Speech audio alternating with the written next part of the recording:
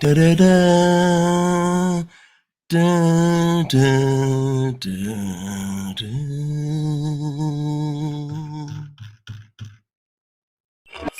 Houston, Tranquility Base here. The Eagle has landed.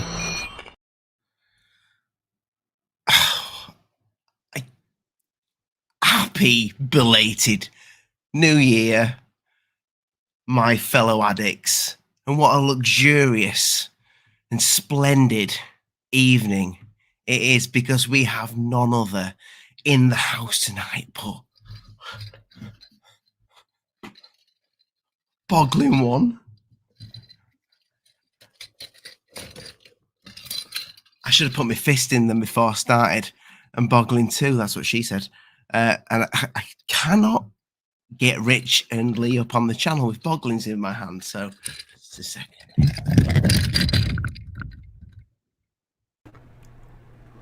You've just missed me,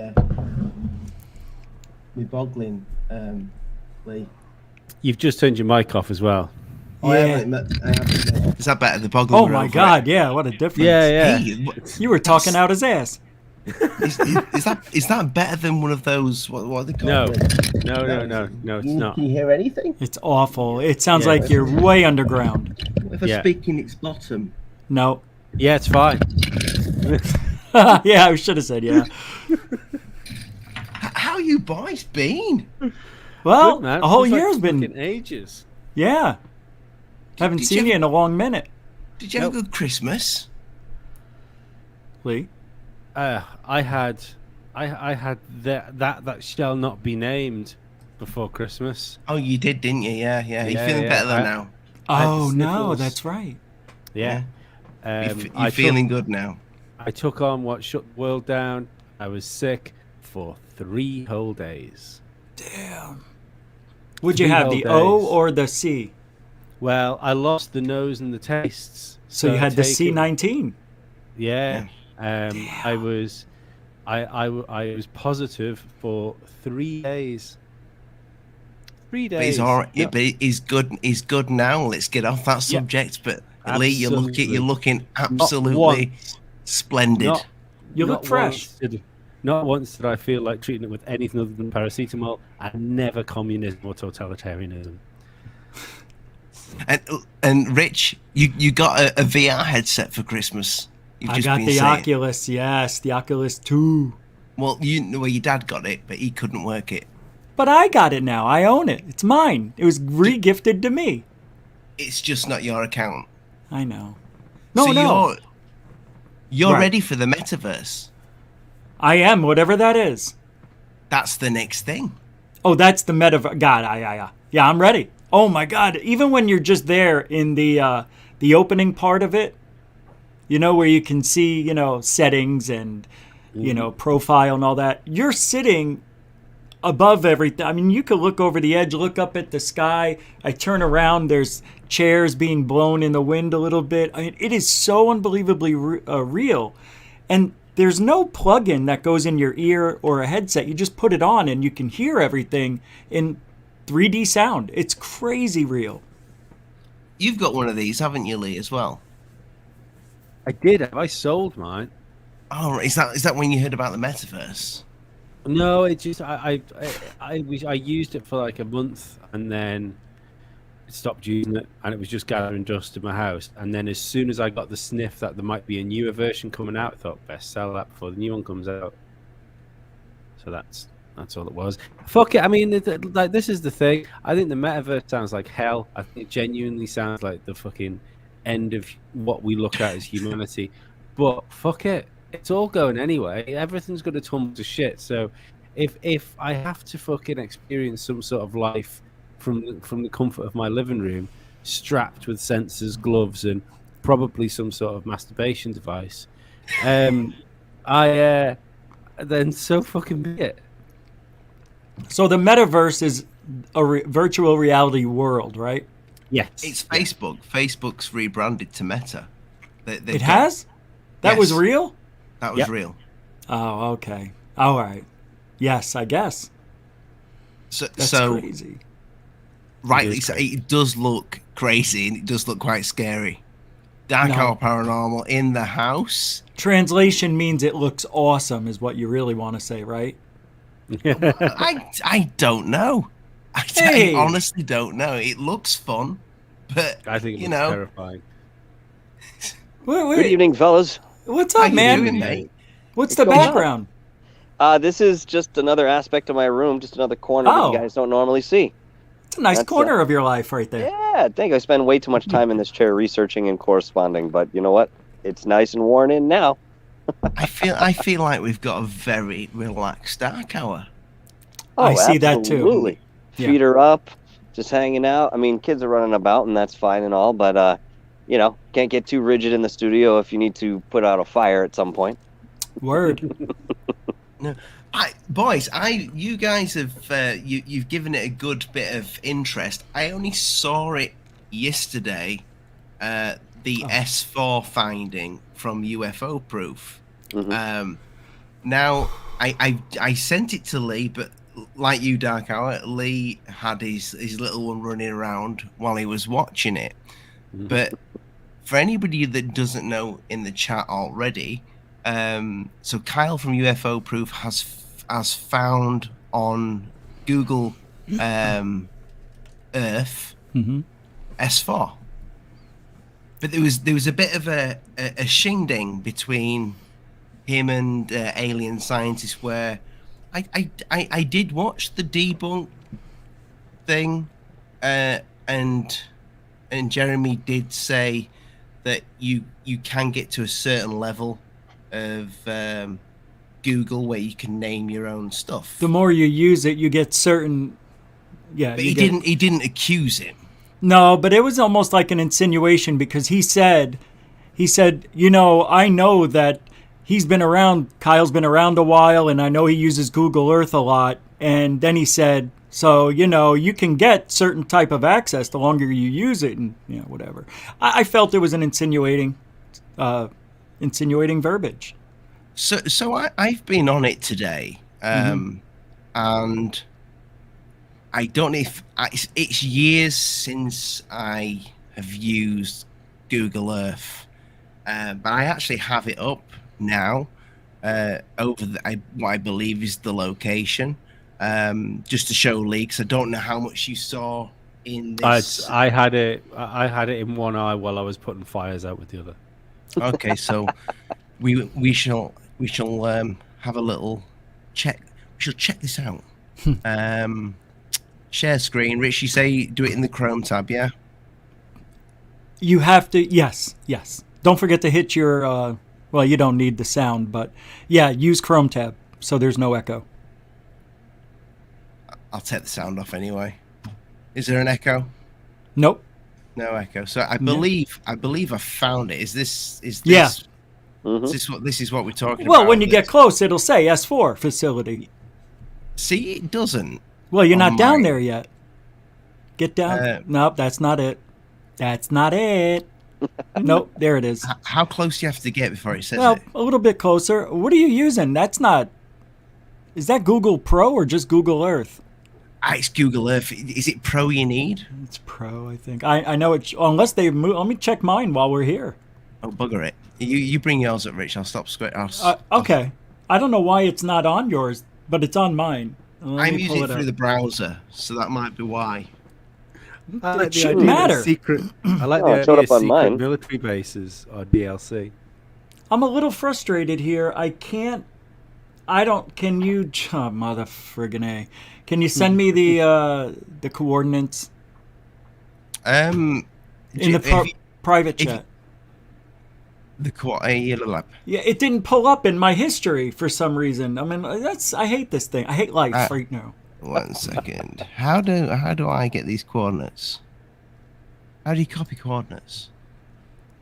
Oh yeah, I see it. I see it. Unless you want to just read them. Oh no, that would be awful too. Yeah, it's 37.15. Hold on. Is he not hearing me? 37. Hey, I'm not gonna. It's massive. Just read it. I can't read it. It's literally. It's not that much. It's 20 characters, dude. Oh, you wait until you see this one. I'm going to send you the direct link. This will take you to the spot that I'm looking at. I don't believe you. There you go. Let me stop. Where is it? Private? I don't see it in private chat. I've just. Oh, you want me to put it on Oh, here? okay. Nope. I got it. What is this? Come on. Does it end in OR? 1 second. I could watch a This whole isn't live it, stream dude. I could that's watch what a I'm whole looking I live just stream wanted the coordinates, not the whole address of the page. of just Rich getting angry at technology. It doesn't work. I wish I'd have watched him set up that Oculus Rift. I have it up. I'll just show you what I got. Okay? I can guide you to it. No, I have the video. I got it all up because I can knew this walk would you. happen. I can walk you up the path. Hold on. Let me. Was S4. Here it is. Do you want to see what AlienScientist did? Because what he did was phenomenal. Well, and also not so phenomenal. Because I've watched it today. I know, but for the crowd. If AlienScientist doesn't mind. He of doesn't course. mind. All right, then I'll just show my video then. I made a video of it too. I know you did. I've been watching it. It's not even that good, but I'll show it to you guys because I suck at this thing. But the area that I'm hovering over on Google Maps, Yeah. I don't know if it's something that I've not got ticked, but it's not bringing up a name for it. That's not cool. Maybe because you're in GB. Could it be? Nah, it shouldn't matter. All right, I got mine up. I'm going to share it. Are you sharing the actual thing? All right. Huh? Go. You go. No, you go. Boss. You're a boss. Are we live? All right. Connect me. There we go. Oh, not. Near Groom Lake. I on have Groom music Lake. with Near it. Don't worry Papoose about Lake. it. Who knows? Here we go. God, he's so stupid. Gonna find out. Was Bob Lazar There, that's the address I wanted. vindicated with this? Does he feel vindicated? Oh my God, there it is. See? Look at this. Right here. It's real. According to this. Let's throw ourselves down here. Let's see what happens. Oh. Wow, this is amazing. This guy thinks he's funny. I hate this guy. I know, it's not going to show us perfect details, Immature. but unbelievable. Let's exit the ground. Yeah. That's exactly what UFO Proof found. Yeah. I mean, these, I guess, go into the mountain. Mountain. Here's the mountains that Speak clearly. that- God, I hate this guy. artist drew. Similar. I mean, this is amazing. I can't believe this. Let's see what else is out here. Where does it take us? I am. Look at how deep this goes. Man, All right. I don't know. Well, let's just back out. See, that's Papoose Lake up It's there. over here. And then there's Area Wow, 51 Groom this Lake. is exactly like Bob Lazar explained it. Or is it? This is great. It's all right. I'm gonna follow the road so it's there. Then they would make a right. By the way, this thing right here is called Homey Airport. I don't know what place this I is. cut it out, though. Let's see if there's a name for it. I cut it out. No, oh, next unknown. one. Next one there was. Look at this. Then they take the road to. There it is. That's Groom Lake, huh? So you guys want to talk about this for a second while we keep it open? There's more to talk Yeah, about. definitely, mate. Sure. So I definitely think it's a good find. And Did Thirdphase said that this was, which backs up Kyle even more, because he said that Kyle's been like one of the main people who's reported on it. But somebody else reported on it 2 years ago, but it's been missed by everybody. Is that right? Yeah, that I was gonna just say exactly. Yep, it's been found, but not one person talked about it. Not Jimmy Churches, not Mick West, not anybody. Corbell, you would have thought. that Yeah. it would Hey, there's be- Third Phase of Moon's here.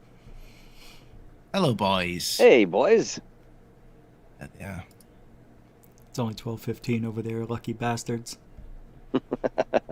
So you would have thought Sorry, I didn't mean to say that. 2 years ago that with Corbell doing the research and what have you, still, and it's still been very fresh. That he would have done a little video just to say, "Oh yeah, and here's S4." Well, I go into something else. Well, here's what Kyle said. He said that. Oh shit! I lost my train of thought. Damn it. Yeah, it's been there 2 years. Something. Oh Jesus. Come on, Rich. I cut I've myself got faith off. in your brain. It'll come back. But it's been that now. Alien scientist Jeremy says that he thinks these are water, like water comes down the mountain and it catches the water. I forget what they're called, like gushes or something like that. And it you know, this is flat. You saw when I I've seen what he's talking about. Yeah. Those big collector things. Yeah. Now Google Earth, Google Maps, whatever, Google Earth, they squish a lot of buildings down like this, so you can't have detail. But they were trying to say this little thing right here. I can't, you know, the way I did it, I didn't zoom in. But you can see little things here that look like they could be like a pump, you know, but you can't tell. You can't tell anything from this, not even if it's S4. However, it says S4 Research Facility. Now, Bob Lazar said, and this was part of what Jeremy was trying to say, is that Bob Lazar said, oh, they rolled out the UFO right onto Papoose Lake, and you can't do that here. It could hover down there, though. Jennifer, thank you so much for the £5 super chat. If you look at the tracks, everything seems it may be under Groom Lake. If you'd like, I'll play the Bob Lazar portion and what Jeremy said. Let's do that. What does she mean? What does she mean by that, Rich? Pardon? What does she mean by that? If you look at the tracks, everything seems it may be under Groom Lake. Yeah. Yeah, possibly. Mm-hmm. Yeah, like maybe they go here and it takes them to, you know. Oh, right. Yeah, I get it. It could all be, yeah, right. Very, very good point. God, Lee, what was the? I'm going to say, Lee, what was the issues? This doesn't match up, though, does it, with what Lazar said? It was because he said the hangars were built into the mountain, so you couldn't see them from the air. This is what we're going to look at. There's no point in building hangars into a mountain and then having these huge, big, flat things on the ground so you can see that there's something there. I had to change, so give me approval there. Here we go. Now let's listen to what Alien Scientist said. If you could just share that for me, yeah. Oh, there we go. But you also so they're playing. So right here they said what S4 is shown here doesn't match up to what Lazar said. So that's where we're at here in the video. Let me just go back a little further so we could hear what these guys were talking about. Oh shit! I have my own video by accident. Let me get Jeremy's. I thought this was his. 2 seconds. I would like Jeremy to come and give his. That would be cool. Two pence worth for this. Well, you know. You want me to send him a link? Yeah, send him a link because let me. I'm gonna set the video up, play it, and then get the link and ask him to come over. I'll send you a UFO proof link as well. Okay. Oh, good idea. Yeah. All right. Now, Thirdphaseofmoon was on Alien Scientist for a couple of hours, and then he took the video down the next day. It was such a great.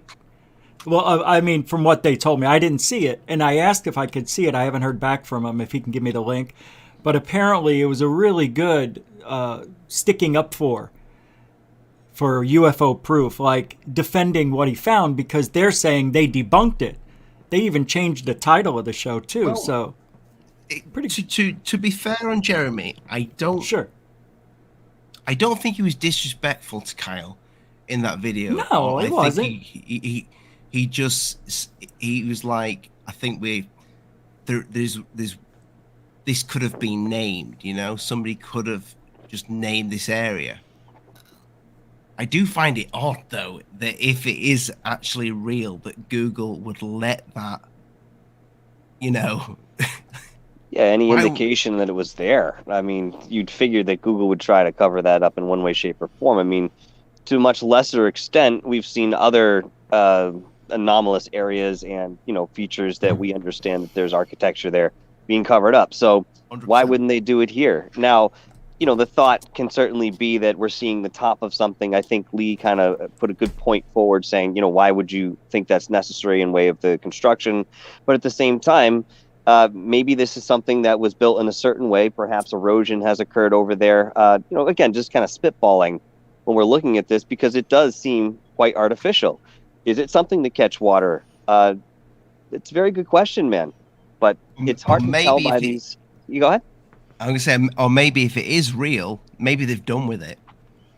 It's Right. very Well, possible, also, too. somebody said the NDA has expired. So it's public knowledge now. It's over 50 years, you know, whatever their NDA was on it, 35, 40 here. Here's the actual video from them. If you could share me one more time, please. I'll press play immediately as soon as it pops up. I've sent Thirdphase. I've sent you a link, by the way, if you want to come and give your. Yeah. Oh, yeah, and I'm going to send AlienScientist the link here in a second. Here we go. Whoops, I'll turn off the volume. Turn it just up. him putting some lines on there. It wasn't the doors or anything. So I was like, that's where everyone always looks for, because that's the way they assume it's going to be. But it's actually not. If you look at one of the drawings, it's actually by some rocky mountains of, you know, some kind of granite or something like that. That's where the hangar doors were built. So I looked on the opposite side towards these rocky mountains that are over here, and right up here, I found it. And look at this. Google actually has it labeled S4 Research Facility. S4 High Ridge Research Facility. That is the government research facility. That is the mountain in the backdrop, just like the artist rendering. This is the S4 base where Bob Rich. Lazar worked at, and it is labeled right there by Google. Pause I that, don't know. Rich. Wind it back a bit.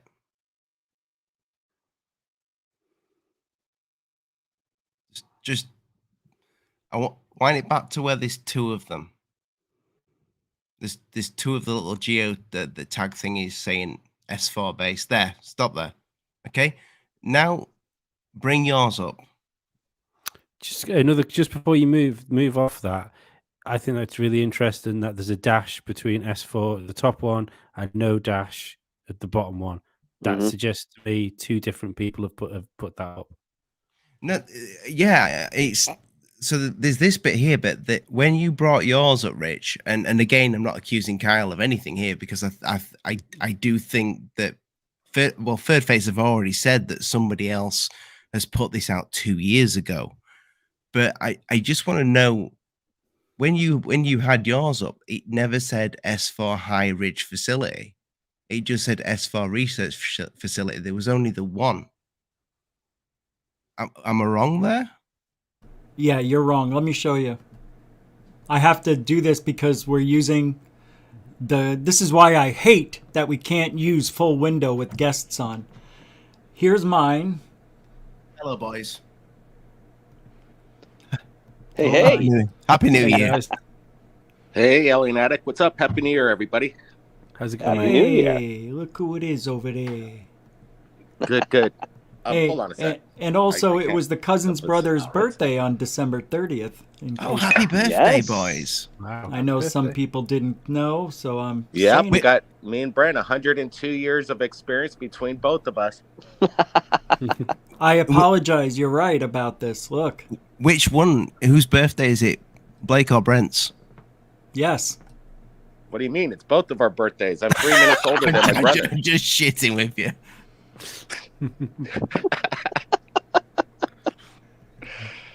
So boys, you found this 2 years ago. You didn't find it 2 years ago, but you found the original source that found this 2 years ago. That's not taking anything away from Kyle, but that's just backing up his the fact that he hasn't done it himself. This was there 2 years ago. Is that correct? Well, yeah, I'm glad you brought that up, because when we put up the video after Kyle gave us a heads up on his discovery, we put it out on Thirdphaseofmoon, and people started to say, well, he people might have insinuated that he put the pin them there himself. And, you know, there's a lot of accusations going around, even by alien scientists. And somebody did some research and sent us a link from YouTube, a YouTube post that was posted approximately 2 years ago of the exact same location. So that, in my opinion, proves that this has been around for 2 years at least, and nobody saw this. I'm glad that we're friends with UFO Proof, so he gave us a heads up on it, because we would have posted this 2 years ago if we knew about it, but we didn't. And we haven't seen this location with the S4, pin on it ever. So we're like, well, let's put this up. But then again, people are trying to insinuate Kyle put this pin in. And let me clarify to everybody that is saying that anybody could put their own pin in, and it's very simple. That is a simple falsehood. You can't just go in there and put your own pin placement for everybody to see around the world. Sure, you could put your own pin placement for your own personal usage. That's what it's there for. But they're not going to let the public put their own pins for the rest of the world to see. Could you imagine what kind of quagmire that would entail? So this should dismiss anybody saying that anybody could put their own pin placement. We're doing a special update on Third Phase of Moon later tonight to show how difficult it would be to get management into placing pins. These people that are placing pins have special access into Google Maps. You're not able to just do it. Like I said, whoever's putting these pin placements they work at Google, and they have high special access into doing this. So that's the big question.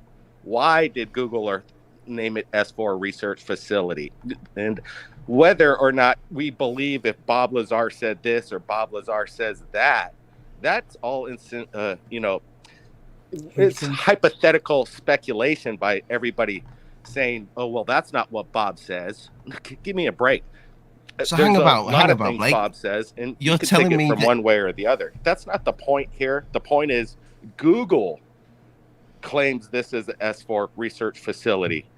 So let's not talk about what Bob said or what Bob didn't say. That's irrelevant. No, it isn't irrelevant. Kyle actually believes that his point of view, it's exactly where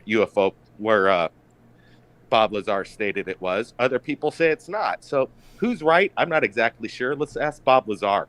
That's who we need to ask. Let's not speculate. Well, we have Bob Lazar, all of his interviews.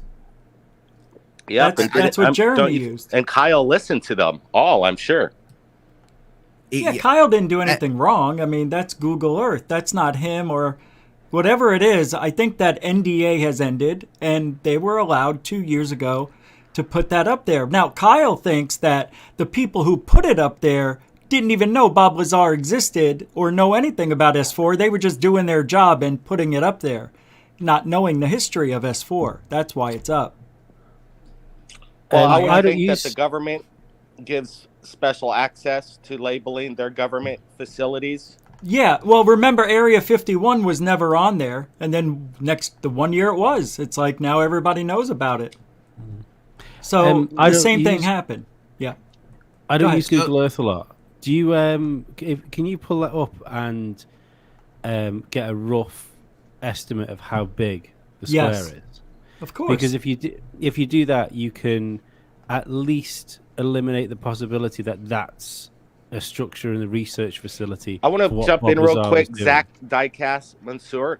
Hey, if you could put a pin placement next to this S4 yourself or anybody to prove to me that you could pin something and it's super easy, please do it and prove us wrong. Prove me wrong, because I'm telling you, Zach Diecast, that if you think it's so easy to pin it, please do and show me that you could pin it. Otherwise, I would like to see the pin. Even alien scientists you put can up on pin a it. video saying, "Look, you could easily pin it yourself." And then everybody started to think, "Wow, it's that easy." No, it's not. He gets to see it on his computer. That's it. You can pin anything you want for yourself. It doesn't go worldwide. Right, which is what Blake was saying there. I know. I'm just saying it because, just to make it, I don't know, so people understand. It's Steve Baker frustrating. says Google would never lie to us. Hey, he's joking, and I obviously know. this could be a big joke by Google. I'm not exactly sure. Whatever But it to is. say Yeah. that this thing is debunked, it's far from it. Zofa, thank you so much for the $5 super chat, £5 super chat. By all means, share the link in the description because I'd like to see this, your findings on your channel. If you have something on that, this helps the case even more. Thank you. Blake, boys, this guy that you've seen from 2 years ago, do you have the link for that? Yeah, I think I could pull that up. Definitely. I could definitely give me a couple minutes on that. Also, people are saying, like, okay, again, like what Terrestrial just said with the $5 super chat. It says that's not where Lazar said it was. There's a particular hillside on the Papoose Lake. There are other Google imagery where I think it was maybe 6 years ago where we claimed from Google Earth imagery that this could be the S4. It wasn't labeled S4, I remember but that. Showed peculiar tunnels that were leading into a mountain. We showed it over the years. We're speculating along on what Bob Lazar's testimony is that, you know, there were places where the flying saucers could enter and exit under a camouflage shield over the terrain. And we put that video out years ago. So maybe that's what he's talking about. If he's got other evidence, I'd like to see it. But a lot of people are referring to that as the true S4 location. All we're just saying is that this is the location that Google says. Yeah, well, that's it.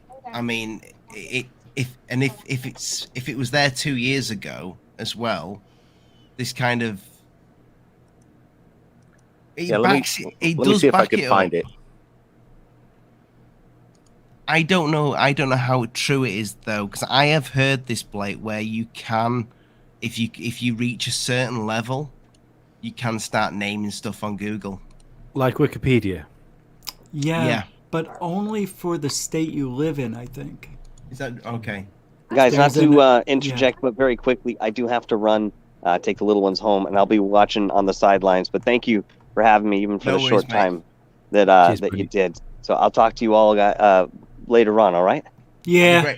Have a great year, See you later, mate. mate. Thank you, guys. I'll see you all sooner than later. Be safe. Sounds good. Hey, Alien Addict, check your email. I just sent you the video that was posted 2 years ago. Okay. Approximately.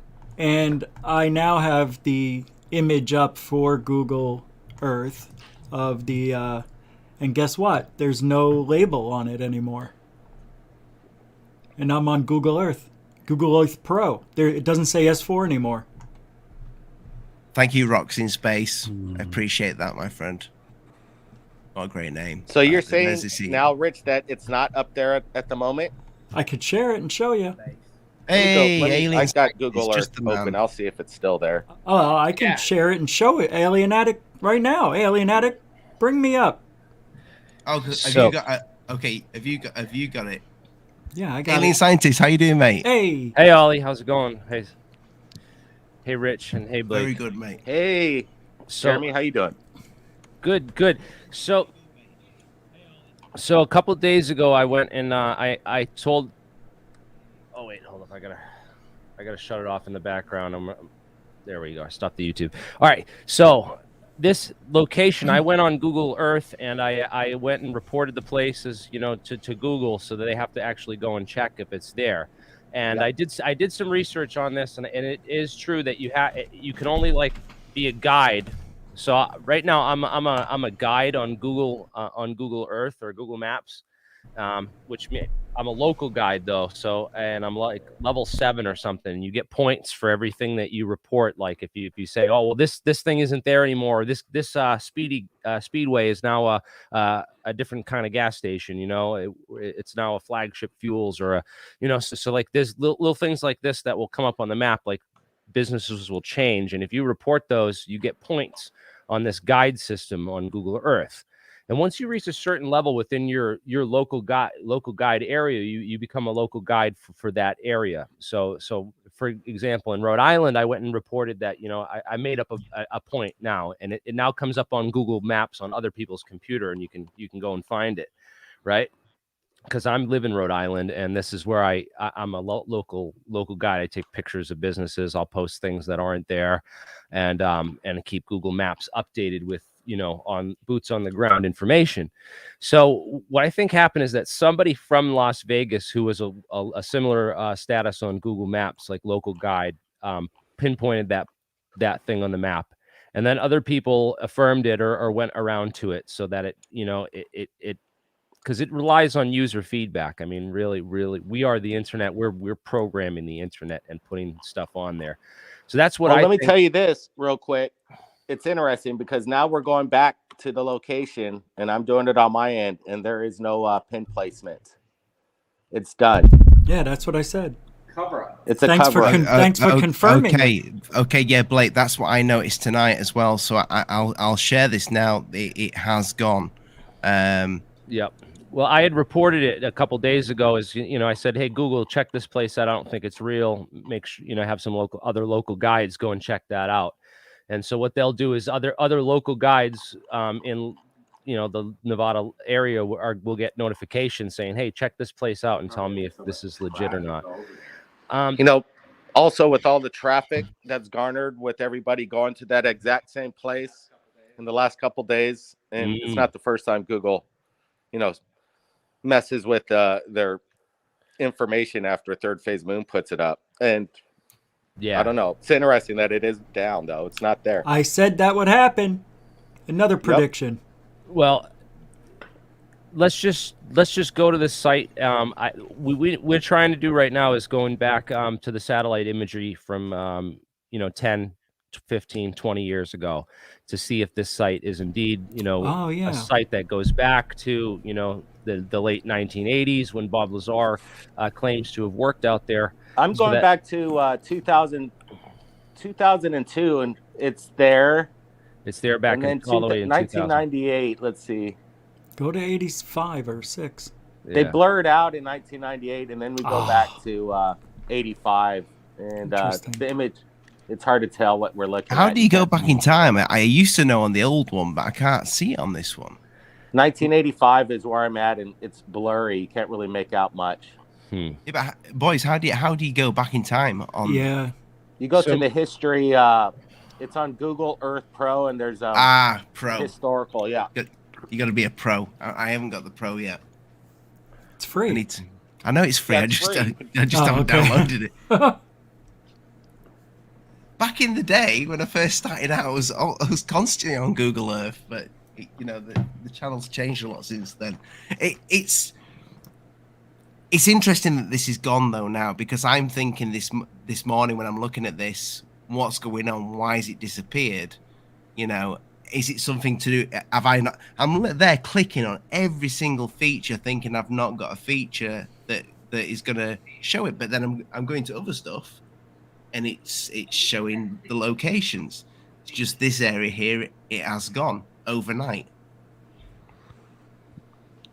completely. And that's I reported it onto Google Maps, and a couple other people did too. So that's just let me just say this though: some people are still speculating that they could replace their pin, and anybody could put a pin in. And you tried, Jeremy, at AlienScientist, because I'm a local guide. It's not that easy to put a pin in. It's if I was a local guide in Nevada, like if I had local guide, that's a top secret area. Nobody's a local guide there. This is top secret. It goes no by trespassing. state. Nobody's a local guide at Area 51 or that area. This is, I think, this is on the border of the atomic test range, and the Air Force. So who's the local guide there, Jeremy? It would be the Atomic Energy Commission. So they put it in there. Test range. Maybe, no. It goes by geographical area. So if I lived in Las Vegas and I was a local guide in Las Vegas, I could potentially place. Oh, okay. So anybody out in Las Vegas, if they're listening right now, and they're a local guide, please put that pin in there and call it Third Phase of Moon Base. They have to have guide status, though. How do you know you have that? That particular geographic area might be flagged now because it's controversial. So maybe try like another location on Papoose Lake somewhere. Remember, is born there. It was there 2 years ago as well, Jeremy. And again, when you say that it's easy to put a pin placement in that area, you're missing the point, and people are missing the point here. You're dismissing it that it's anybody could do this. So be clear on that language. You're saying a local guide could have done it. Yeah. Who's a local guide? This is top secret real estate here. Not anybody could just go there. If anybody else can, please. And you're saying now it's flagged, so it's going to be impossible. That's speculation. I don't know. I'm just trying to play devil's advocate on all this, and you know, I think you've got to. The thing is, right? I showed the pictures on my channel on my stream of World War II when they hid the Boeing factory in Washington State, you know, outside of Seattle, and they literally camouflaged the entire factory. They put tents, so they put like grass landscape, and they built fake houses, fake trees, fake everything, and they hid the entire plant with camouflage. Well, I'm not going to disagree with you that Google Earth covers stuff up. That's not what I'm saying at all. Yeah. I just think it's highly unlikely that, you know, that this is the real S4. And also I pointed out, you know, I played the Lazar testimony, showed some of the images that used to be up on boblazar.com, his website, and they're not in, it's not in agreement with, you know, either his testimony, descriptions of the base, the approach to the base, or the images that he gave of the location. So I think it's a lot of speculation. But, you know, again, it would be awesome if you guys really did find it. But I just, like, with all the, I can't believe it, man, you know? Have you thought about logistics as well? Asking you to believe it one way or the other, but all we know is that Google Earth had it up there for over 2 years, and nobody's ever seen that until just recently, which surprises the heck out of everybody. And I'm just going to my email now, Blake. You say you sent it to my email? Yep. And is it copyright friendly? Yeah, for sure. It's Google Earth. It's no big deal. Just turn down the music. I don't know if there's any music on it, but it's cool. Nobody owns rights to Google Earth. The thing is that these types of structures have come up in other, you know, alleged allegations by other people who've claimed other secret bases and stuff out there. So people go on Google Earth and they find these types of structures, which we actually determined through our research were these water guzzlers operated by the Bureau of Land but you don't know if Management. these are water guzzlers, and that's another thing. I will bet you. I'll bet you $500 right now that these are water guzzlers. We're going to be putting up an episode tonight that you might be a little wrong. I think you've got to look at the roads as well. That imagery looks like a flat foundation doesn't mean that it's a flat foundation. No, but look at the roads going into it. If you look at the roads that go around that sort of roundabout sort of area before you come up to the structures, like they're so narrow. Like they're not the same size. When you've got what would be like the right hand one as you look down on it, it doesn't sort of come out square. So if you think that these research facilities would have to be two of like the most technically advanced research facilities in the world to be dealing with this sort of stuff. So think about what you would need to get energy there. I just don't see that. Do you see the dirt roads leading into Area 51, Lee? Those are dirt roads. Yeah, but if you you're going out of your way to the middle of nowhere, and you think about the amount of energy that's going to be required to get these things moving, it just seems odd. It seems odd to have that much stuff in such a. I mean, obviously, it's going to be a hard to get to area because you're going to want to keep it secret, but it just doesn't. It doesn't seem feasible for me for the amount of stuff that we're going to have to drive in and out of there. You know, you're talking about lorries and trucks of like so much equipment. Well, of course, when they built Area 51, and obviously, I think we could all agree that there's underground base. There's an underground facility over there. When we spoke to David Adair, he claimed that he was at Area 51, and the underground city of Area 51 was so large that it has to compensate for the curvature of the Earth. Blake, this guy that put this out 2 years ago, yes, he's found the same location, but this is a personal pin. This is not a like what we saw Kyle use. This is anybody could pin this like that. Yes, this is from 2 years ago. This guy's found it, but that is a personal pin. How can you prove that's a personal pin? The yellow color. I literally could probably bring up something right now, and yeah, prove it. Don't say it. That's 100% a personal pin. Yeah, but I was able to see it. Yeah, that's not. Why were we all? You think we got to see his personal pin? Personal pins are for him only, his computer, right? Yeah. So He's this guy, recording. He's doing this guy, this guy, right. But we saw it too from my home. Exactly. Listen, this makes it more interesting, boys. No, it doesn't. It does. I promise you. That's what I've been saying. I promise you, this is a personal pin, though. This is not a location. Okay. But you're not getting it. It's his personal pin. Yes, got it. Yes. But why? If it's his own personal pin, then why can we see it? Pin and then put it in there. Why can you see this personal pin? Yeah, because personal pins are for his computer only. Yeah.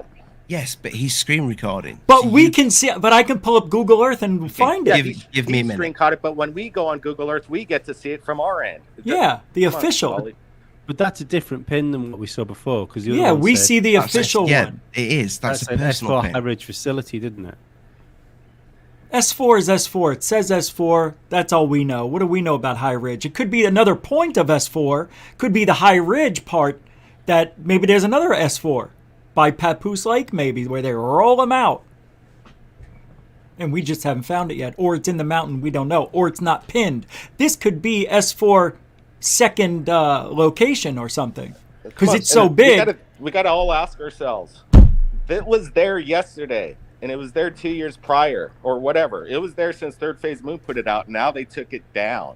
Well, you're claiming that. Again, we need evidence, though, Blake, because you're claiming that it was there 2 years ago, and that's not been established yet.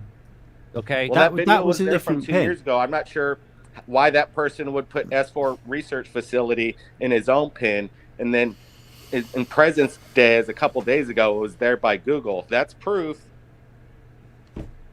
That was a different pin, though, because it said S4 Research Facility on the one we just seen, which was one from a couple of days ago.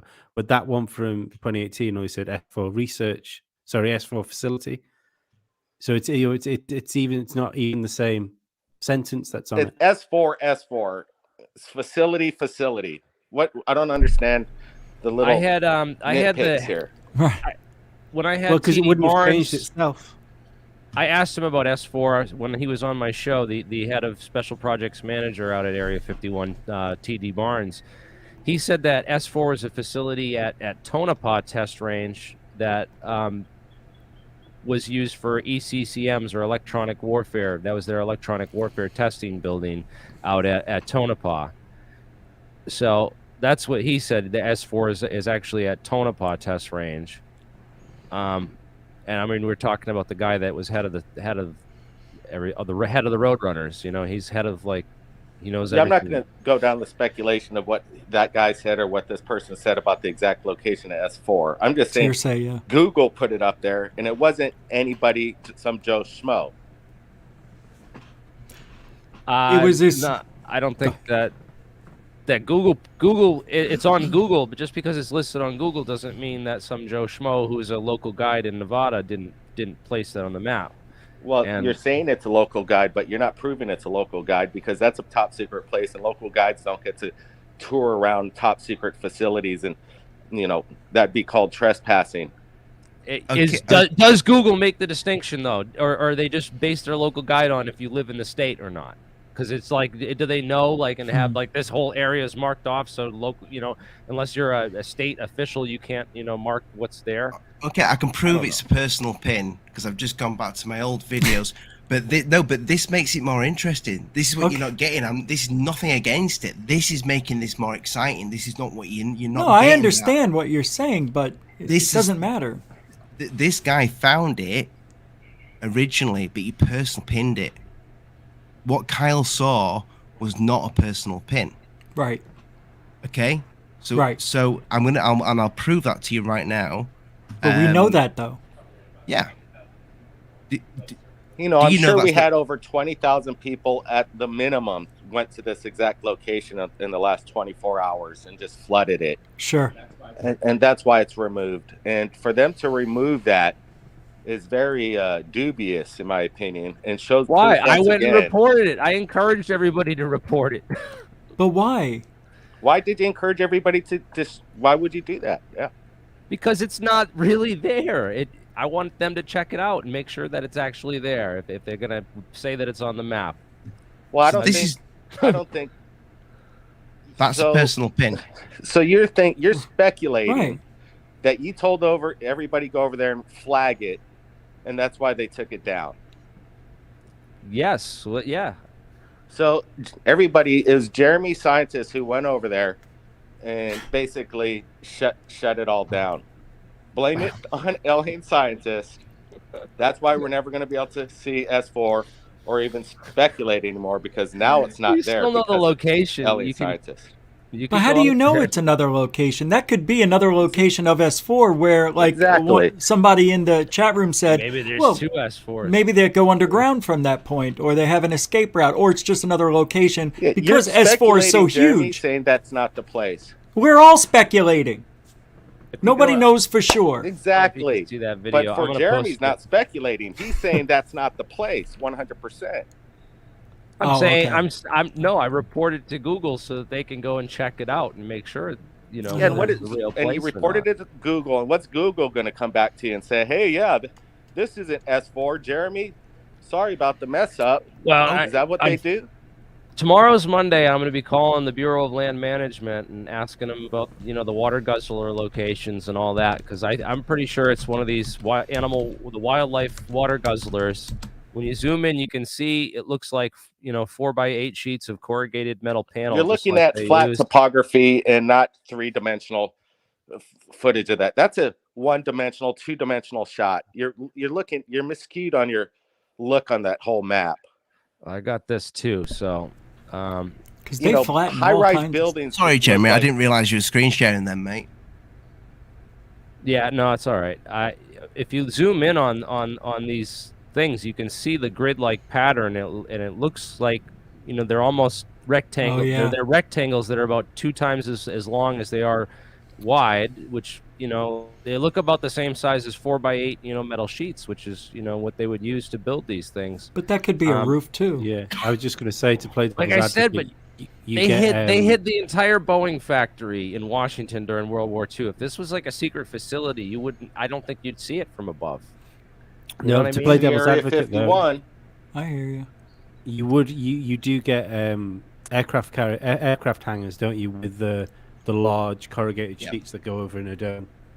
Yes, yeah, they use it for roofing on aircraft hangars as well. That's correct. So it depends. We got to get someone in there to fly 3D. So there's this video. Go to Area 51, Ollie. Go to Area 51. Show me the buildings over there. They all look flat. Okay. This is a video of what's a this? flyover. Oh, This cool. is- Okay. This is a flyover. This is Papoose Lake right here. Sweet. Oh, Right we're in the going right foreground. towards it. Yeah. We're fucking going right. awesome. Unfortunately, he turns. So this is right. This mountain range right up here would be right where that your S4 facility is. A little bit north, right in here somewhere. And he doesn't get close enough to see it. I was hoping that he would, you know, but maybe next time this pilot makes a trip out there, we can get him to, you know, do some photography of that area. It is right in the atomic testing range, though. You're right. It's going to be real hard to get anything close to that area. Aren't there photos, detailed photos now that we could go find and see what's there? Well, this pilot, he did a flyover and he did take some photographs, which you can look up. They're on George Knapp's website. If you look up Gabe Zeifman, is his name. Oh, right on. Yeah. You can find these photographs that he took, but he was looking specifically at this area, you know, where Bob Lazar, where we thought the base was, right in the side of this hill right here, on the direct edge of the lake bed. Because remember, he says that they pulled this thing out of the hangar right onto the lake bed, and Yeah. they tested it right on the lake bed, and then rolled it back in the hangar when he was there. So that's why I think this facility, if there's a facility out there that Bob was talking about, we've always thought it was right on the lake bed itself or next to the lake bed, which the lake bed actually floods out. You can see in this picture that there's water on the lake bed. So it actually, during the rainy season, it actually floods out a little bit and floods with water. Wow. So that kind of disproves the idea that there was this hole underneath the lake bed that opened up where there's a facility underneath the lake bed, because that would just, it wouldn't make any sense because it would flood. So it'd have to be off the lake bed up here in the hillside somewhere. And again, they hit an entire airplane factory during World War II. So who's to say that this like lighter area right here isn't, you know, netting or something, you know? That looks like what Bob Lazar said. Right. That's interesting. And that's the location. He used to have it on his website back in the day too. So, but nonetheless, that S4 marker was there. Again, that's all we got. We just got to figure out how, why, and who. That's a good point, Jen. I understand what you mean now. I'm just trying to help. I'm sorry that I reported it and got it taken down, and I just again, it's still there. We still know the location. I got the coordinates saved. Did you interview Bob Lazar? Let's ask him. You're speculating again on this video, and what you just showed me, where you thought I didn't S4 interview, is, but shows nothing. It just shows a mountainside. Oh yeah, okay. So right here, this is again, Papoose Lake. He said it was on Papoose Lake. Kyle's done his research on. Kyle Bob has not Lazar. done his research. So no, you guys he might hasn't. have a disagreement. No, he on hasn't. certain things. Kyle but you thinks haven't he's done his proven research. to me that's He didn't S4. use All one. I know is Google Earth said that was S4. Prior. Blake, can you ring Kyle? Can you get him on? Sorry, Jeremy. Can you ring Kyle? Get Kyle on? Yeah, he has not done his research on Bob Lazar, and I've debated him on this before. And what did he do? What did he say wrong? I used actual clips of Bob Lazar. I showed like the testimony of what he says. You know, what the part, you know, in the interview with George Knapp. There's a number of them where he's asked about this. Let's get this all straight, everybody. AlienScientist said it was some local tour guide that put it in there. Number one, and number two, that he told everybody to go flag it at Google to take it down. Yes. Blake, I don't think AlienScientist is the bad guy here in this. I think AlienScientist, I'm not calling him the bad guy, but he's saying things are fact when they're not. It's a water guzzler. I'll bet you $500, Blake, right now, that it's a Bureau of Land Management water guzzler put there for the bighorn sheep. How are you going to prove it? And I'm going to call BLM tomorrow. Prove it. How are we going to get there? I'm going to call BLM tomorrow. And you think maybe the state of Nevada, and then their next your comeback's going to be that they're working for the government to cover up. No, I won't say that. I just want to let's. I don't know. They could be though. Say that. They could be though. Let's be honest. We're speculating on everything here. Why wouldn't the Bureau of Land Management cover something like this up? Well, Google Earth covered it up today. That's a fact.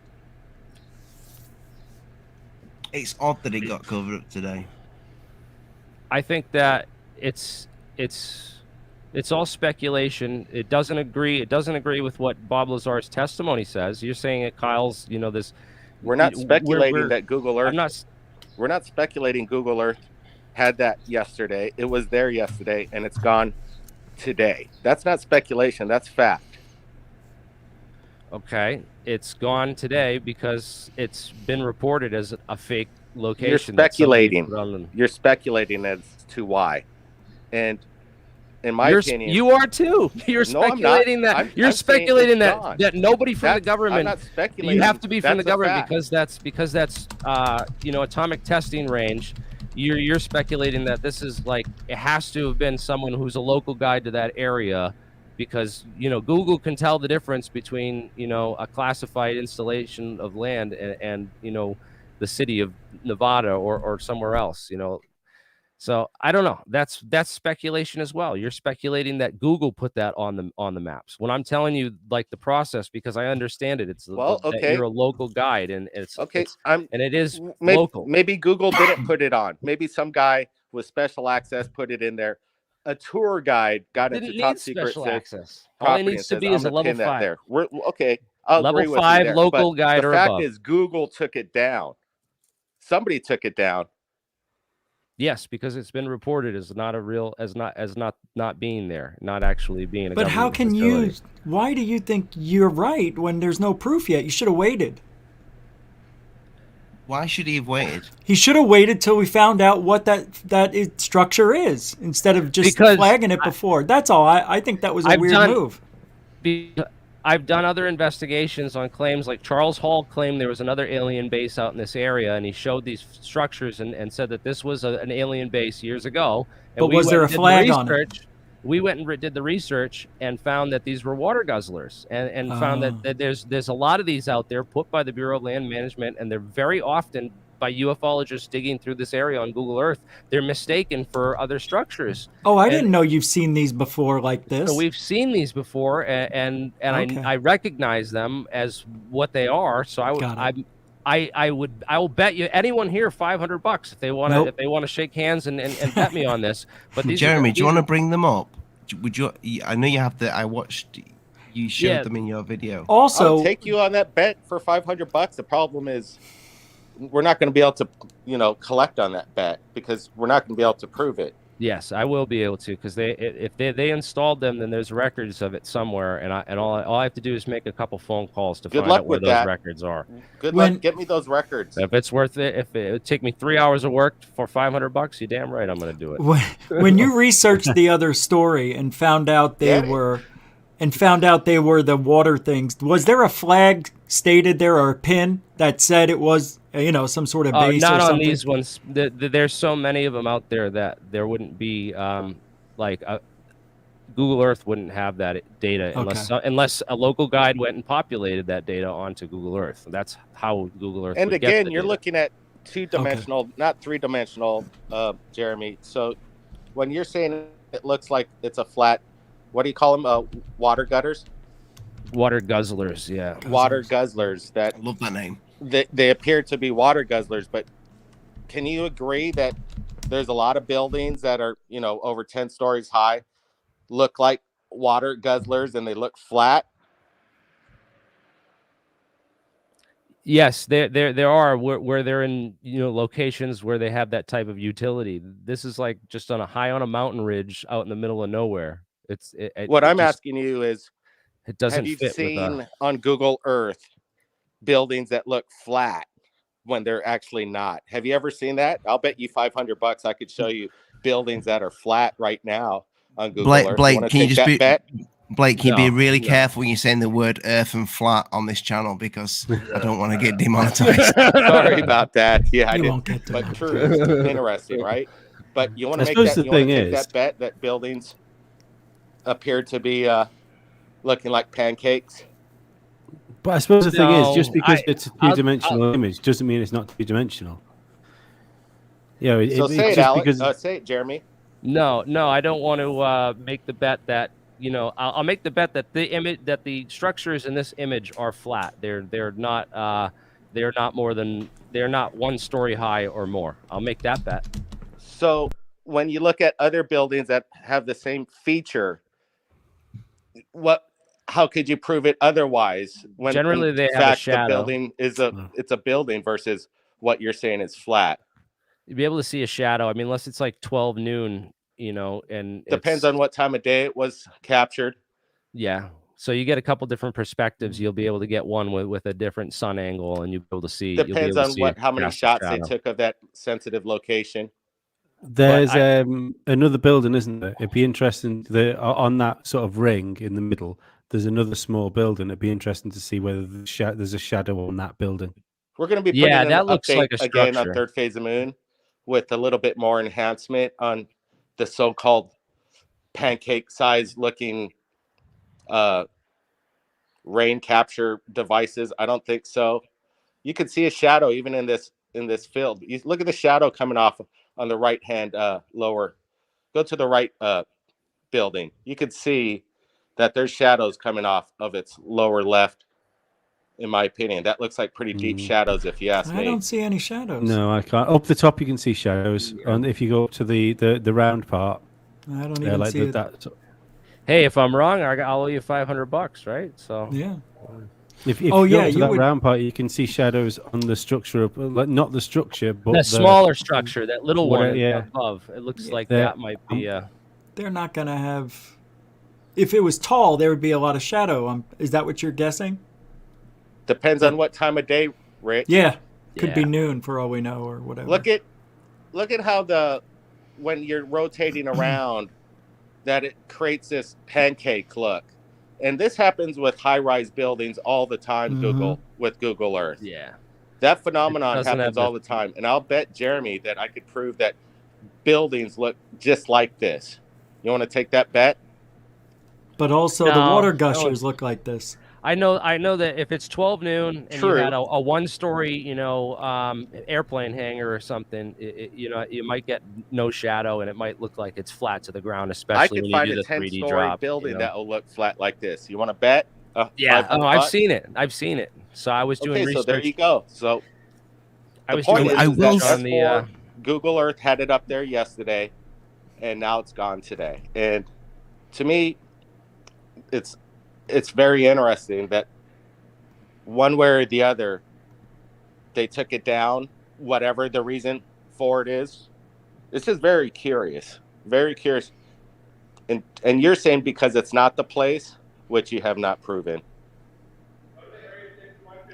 Go to Area 51, Ollie. Go to Area 51 and look at the buildings over there. They look like the same exact thing. They're flat. Everything's flat over there. They got shadows though. You can see the shadows. Even the low buildings. Look. On The one closest side. thing to it is the helipad. The helipad. We saw looks like the shadows same over there thing. as That well. would Look at be the flat. buildings. They're flat. They look like those rain catchers. I don't see any shadows there. A little shadows slight on shadow every on that building. building, but pretty much shadowless. Same features.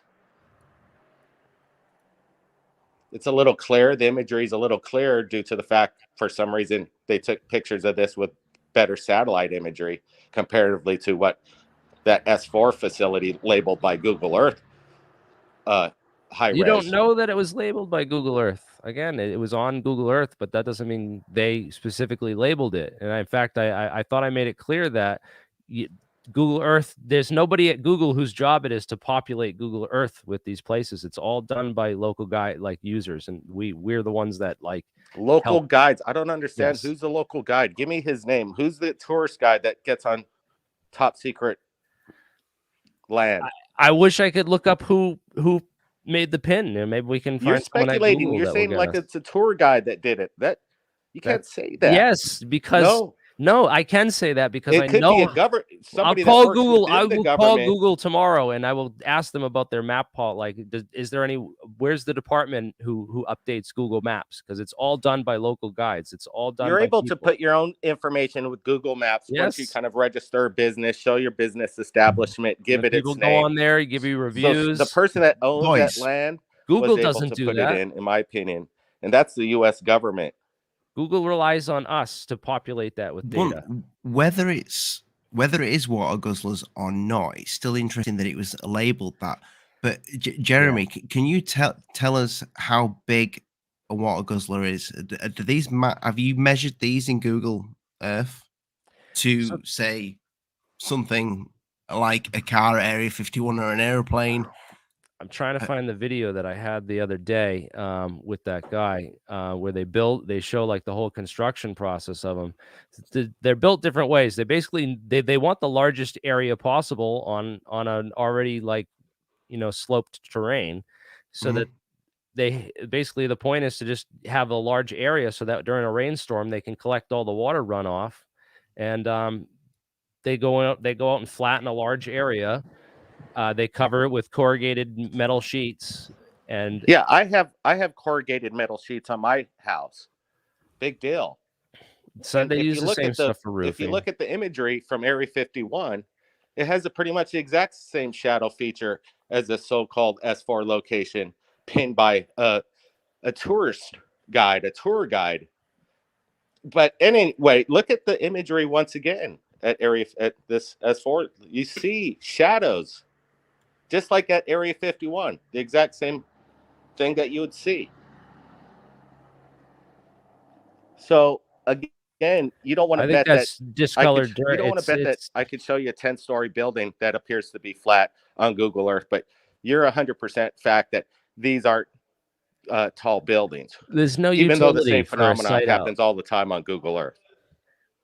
This thing is 30 miles on a remote access road that goes north of the entire, you know, atomic testing range to get there. It's like it's not a apt place for a research facility, and by any means. It's an apt place for a water guzzler, and that's what I think it is. If you go look at, there's trees on the side of the building. Look, your angle it the other way, Ollie, the top one. I miss it. Yeah, see, now if you look there, there's some mass shadows on the one to the left there, and it's underneath the road. It looks like it has to go but there's downhill, a space between and there's it. some It shadows looks like going on there, quite a bit. It looks like the same color as the soil in the You surrounding can see darker the areas. side of the wall. You can see not that thing. Go to the bottom one, Ollie. The bottom. No, one. I'm Yeah. just looking. The reason why I'm looking at that, Blake, is because that has the same amount of shadow as these two things. Yeah. Which is not a lot. Go to the bottom one there. Close. Yeah, that one. Look at that one. Getting close. There's that's a pretty thick slab. Look how thick that is. That's not a rain gutter sheet of metal. I think it is. You know, a sheet of metal is only, you know, less than what, 1/8 of an inch. Depends how thick your metal is. So you're saying that's, you know, that's about maybe 3 feet tall off the ground. And then other buildings appear on Google Earth with the exact same kind of pancake feature. I found it. I posted that video in the private chat with the guy's name's Randy Newberg, and they build one of these things, and you can see right at about 58. You're saying these things. I'll share my screen so I can. You don't know if that's these things. This is what I think it is. So there you go. That's more like it. We gotta watch. We gotta watch it. We can't say we got.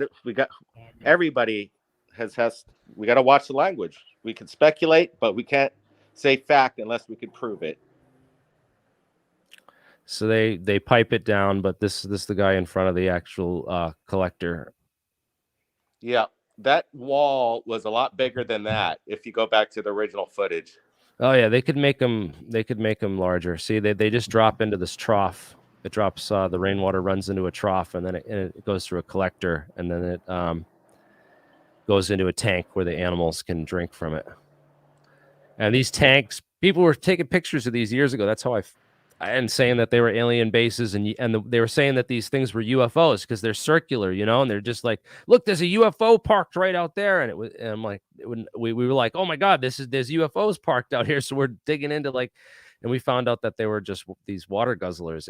I was super disappointed as well, and you know, it'd been really cool if we found something like that. We never called it once an alien base. We never said UFOs were out there. We just said that it was on Google Earth yesterday, and now it's gone today, and it's been out for 2 years.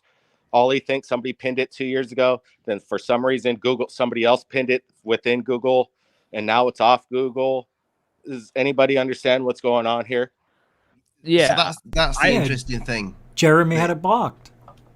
Well, then we have Jeremy didn't have it blocked. I didn't have it blocked. Speculation. Maybe because Thirdphaseofmoon put it out there, and the video got over 50,000 views, and we had a lot of flood of traffic over there.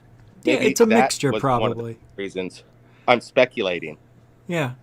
Well, Jeremy told everybody to go there, and you know, we're speculating that is because of Jeremy as well. 100%. I know, but that thing's been there for 2 years. But this is what we're supposed to. And then we get 50,000 views on it overnight. Okay, and we have a flood of people going over there taking a look at this thing. Yeah, 20,000 Maybe that people was a reason. Yeah, 30,000 people could have went there.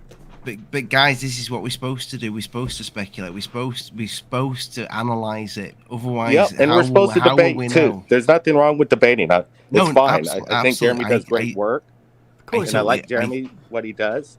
Debating's that's what we need. We need this. As long as the language is right. Hey, I hope I'm wrong. I hope it is S4, man. I really do. I'm not trying to.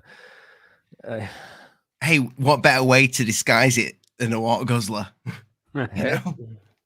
Maybe, you know. Good point, Ollie. Good point. It's pretty big. Are there other ones that big, Jeremy? That look like that? That looks about 40 feet across, 20, 30 feet maybe, 35 feet. It's hard to tell. What does that look like? Probably about 40, 50 feet. What does that say? You could measure it, Ollie, with that ruler you have over there. And that's Jeremy. That shadow's pretty deep, if you ask me. A lot deeper than what those guzzlers look like that we just I don't see any shadow at all. I see brush, but I don't see a shadow. The shadows to the right and bottom left of the corner. That's not a shadow. That's the brush and stuff, I think. There's a shadow there to the right. There it is. Good. Yep. And why isn't it on the other one? That's sagebrush and shit. That's all. That happens all around. So that could mean that it is a building. I can see a corner edge. It's a total sharp corner edge. That's not brush. You can at the top right. It's totally a straight corner. Look at the very top. Look at the depth there. That's it would be on the other corner. one. I don't see any brush there. Yeah, it's brush. It's brown. It's not black. Brown equals dirt. Brush is green. You can see a lot of green around it. This one they just made. There would be a little bit of a shadow, though, you see, because it is slightly raised. So, if it, you know. I'm not buying that's a shadow. It's not on the other one. And there's a 6-7 foot gap between where the dark area is and the edge of the building. Yeah, a walkway maybe, perhaps. But look at the other one. Nobody's going to the other square where there's no shadow.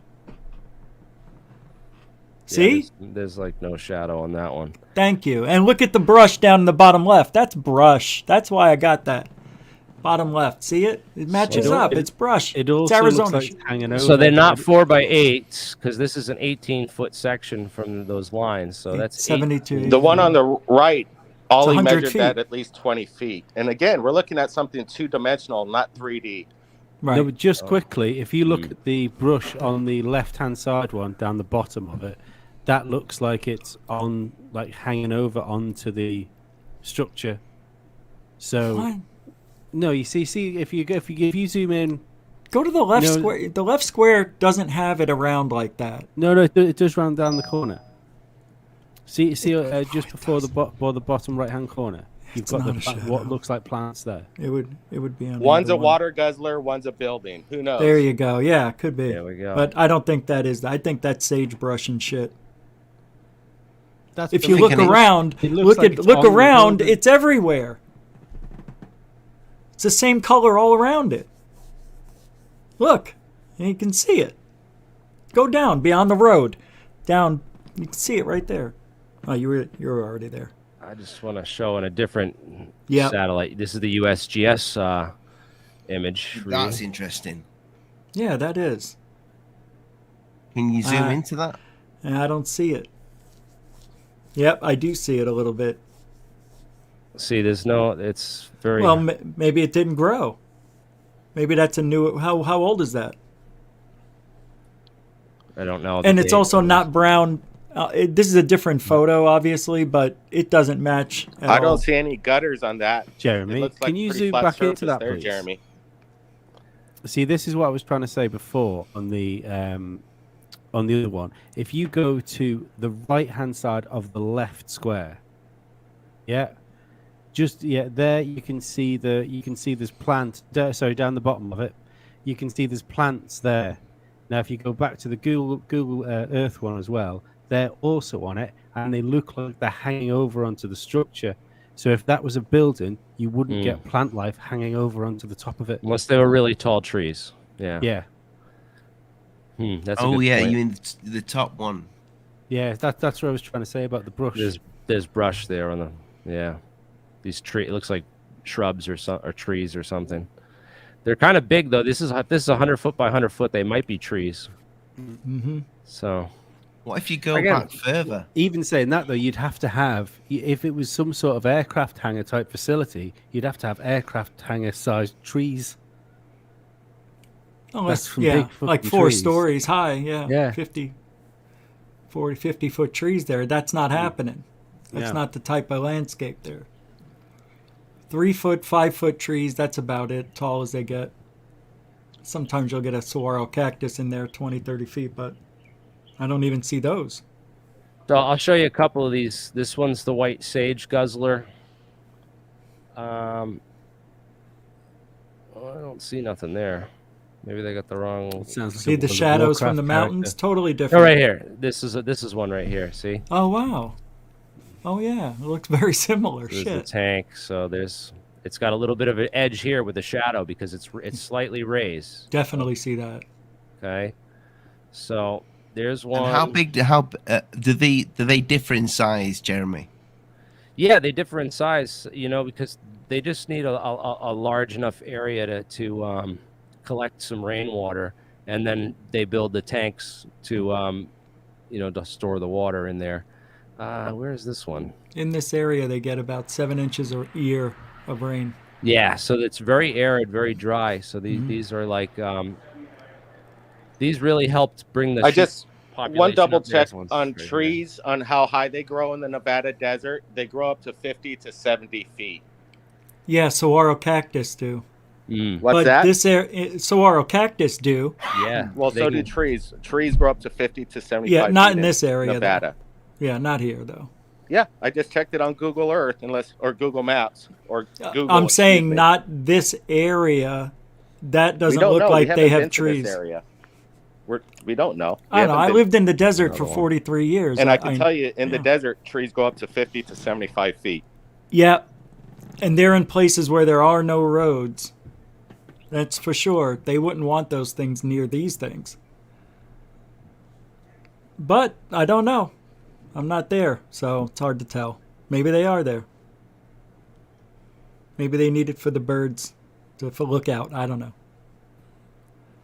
2 tweets for somebody's coming, 1 tweet for all clear.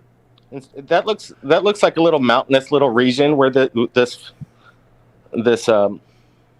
whatever place is. To me, mountainous regions creates like its own ecosphere, and trees thrive in that. I have to wanna agree know to who- disagree. But I want to know who named it S4. well, Yeah, we'll good find out. question there, Ollie. And why? But it's your local tourist guide in Nevada that put it there, is what AlienScientist said. It has to Well, be. he's Yes. speculating. Google doesn't hire people to populate their maps. I'll show you this. Like, I know this. They rely on crowdsource, public data information to input to populate all the data. So, can we prove who labeled Area 51 Area 51? it's who was- actually labeled Homey Airport.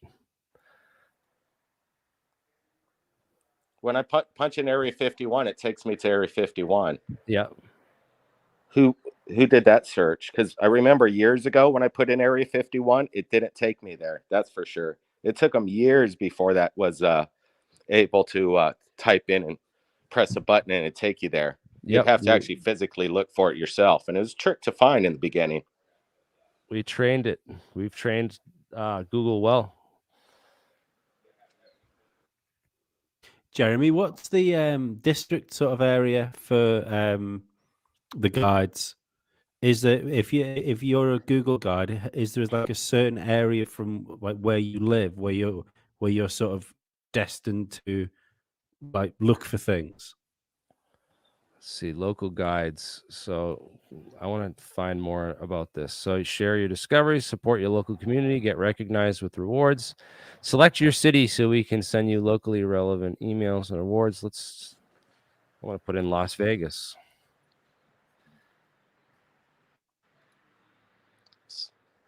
It won't let me become a local guide in Las Vegas because it knows I don't live there. See this? So let me put in Providence. Now it will let me be a local guide because it knows I live in Providence. So I'm a local guide level 1. If I switch my profiles, so if I was on my other computer and I had my other profile, I would have a lot more points than this. But So do you think it's possible that the person that pinned this had special access or prove that he is a local guide? yeah, Put this up for, I don't know, it was somebody put it up 2 years ago. and I guess somebody else was able to do it after the fact. And do you think it was the same guy that put it up, took it down? Well, that's interesting in No, itself. no, I think that once it gets flagged, Google takes it down. But I think that the guy whoever put it up had to have been from the city of, had to be from that state, basically. They show this by state. It works. I'm pretty sure it works by state. But I'm going to call up Google tomorrow. We're going to get some information on that whole process, and I'm going to watch a couple of these videos, see if they have any tidbits of information in there that prove my point on this. If anybody is listening and has special access to Google Earth, go name something Third Phase of Moon base and send it to me. And if I could see it on my end, I'd be really interested. Yeah. Let me see if I can do it in Rhode Island.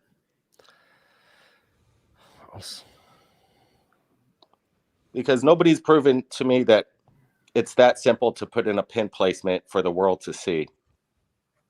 And if somebody could name number 10 Downing Street Dildo Factory, I'd really appreciate that as well. Yes. Hilarious. Exactly. That's what I want to. Just like I don't think it's. Sure, you're saying people are local guides, and the public submits their little pin placements for markage of geographic locations. But it's interesting that somebody was able to market S4, and to me, that it's gone the next day, and apparently it's been around for 2 years, or somebody else labeled it 2 years ago. Just got a lot of questions around it. It's not easily dismissed at the moment. Yeah, I agree. I'm going to do some digging into this with Google and also with the Bureau of Land Management on this exact site tomorrow, and we'll get back. Let's find out. Let's do an update on it. We've got an update up on Third Phase on this, and it's quite interesting. And we're going to be updating a little bit on how Google Earth scrubs images as well. That's when it comes down to sensitive locations. And I wouldn't be surprised if they scrub this image and blur it out here in the next few days. Yeah. Maybe. We'll see. I still want to know the link between the guy that put the thumbnail on there 2 years ago, and then somebody ended up actually. Yeah, I'm not sure if I agree with you, Ollie, that guy placed it in himself either. Blake, honestly, I promise you, my friend, that is how it was done back in the day. That's what I used to do. That's how I started my channel. Well, I understand pinpointing your own locations, and it's easy to do a screen recording of your own pin placement. I'm not arguing that. That's, of course, we've done that for years. But the fact is that, okay, so this guy randomly you're saying, I don't know how you could prove that he put it there and just did a screen recording. What makes you say that he put it there? Because not what Jeremy says a local guy put it there. Because what Kyle showed was like a professional Google actual. What's the words I'm looking for, guys? Give me the no. This was captured like 2 years ago, and Google continues to improve their software and their look of the design. I can remember, and there's loads of videos where I'm looking at like stuff, but the ones that I find myself like this one here. This one is so, which I debunked myself and said, you know what, it's just the reflection of a hen barn that looked like a UFO that had crashed, that had landed. But this here, that pin, I put that pin there.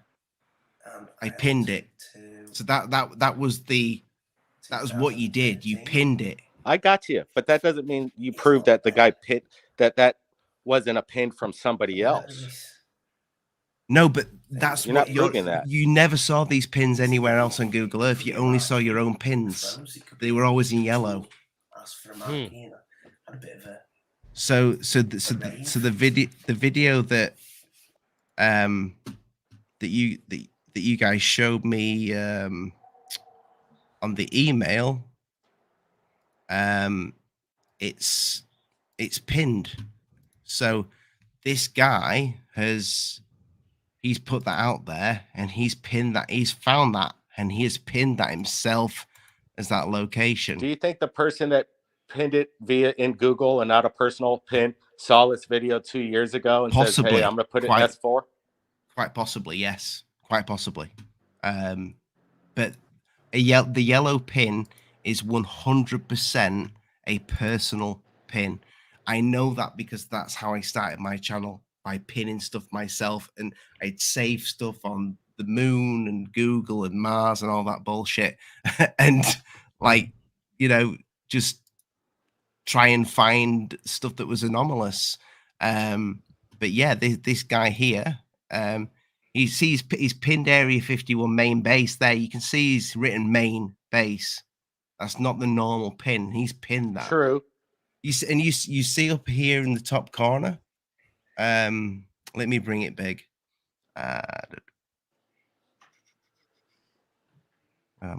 Yeah. Yeah, isn't it the pin that was you see taken the pin off just today had a blue kind of like tab versus a tack? Yeah, they've changed it. Now it's like a little red thing. But yeah, that he's pinned it.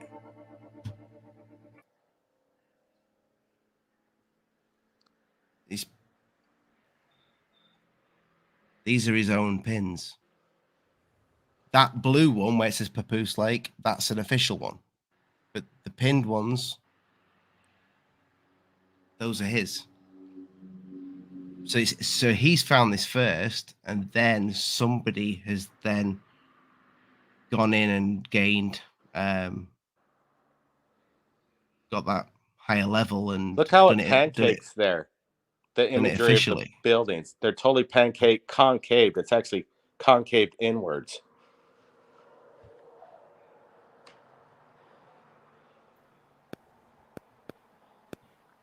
Has anyone ever actually heard Lazar refer to it as the High Ridge facility either? Because that was very specific about the naming of this. It was the S4 High Ridge facility. I've never heard that before. You know, I'm gonna call up some people that are close to Bob. I don't know. He doesn't want to talk anymore. That dude, unfortunately. I wish he'd come out. Because he's once you come out with these statements, he should be public access and be able to take interviews and not just come out selectively to promote a film. Well, that should give you some key hints right there to the whole story. True. Blake, would you reckon you could not at least get somebody who's quite close to him say, "Is this the location?" I don't think he would admit it one way or the other, but yes, we do have people that might be able to get this to him, and we might be able to get some behind the scenes information for sure. We'll definitely work on that today.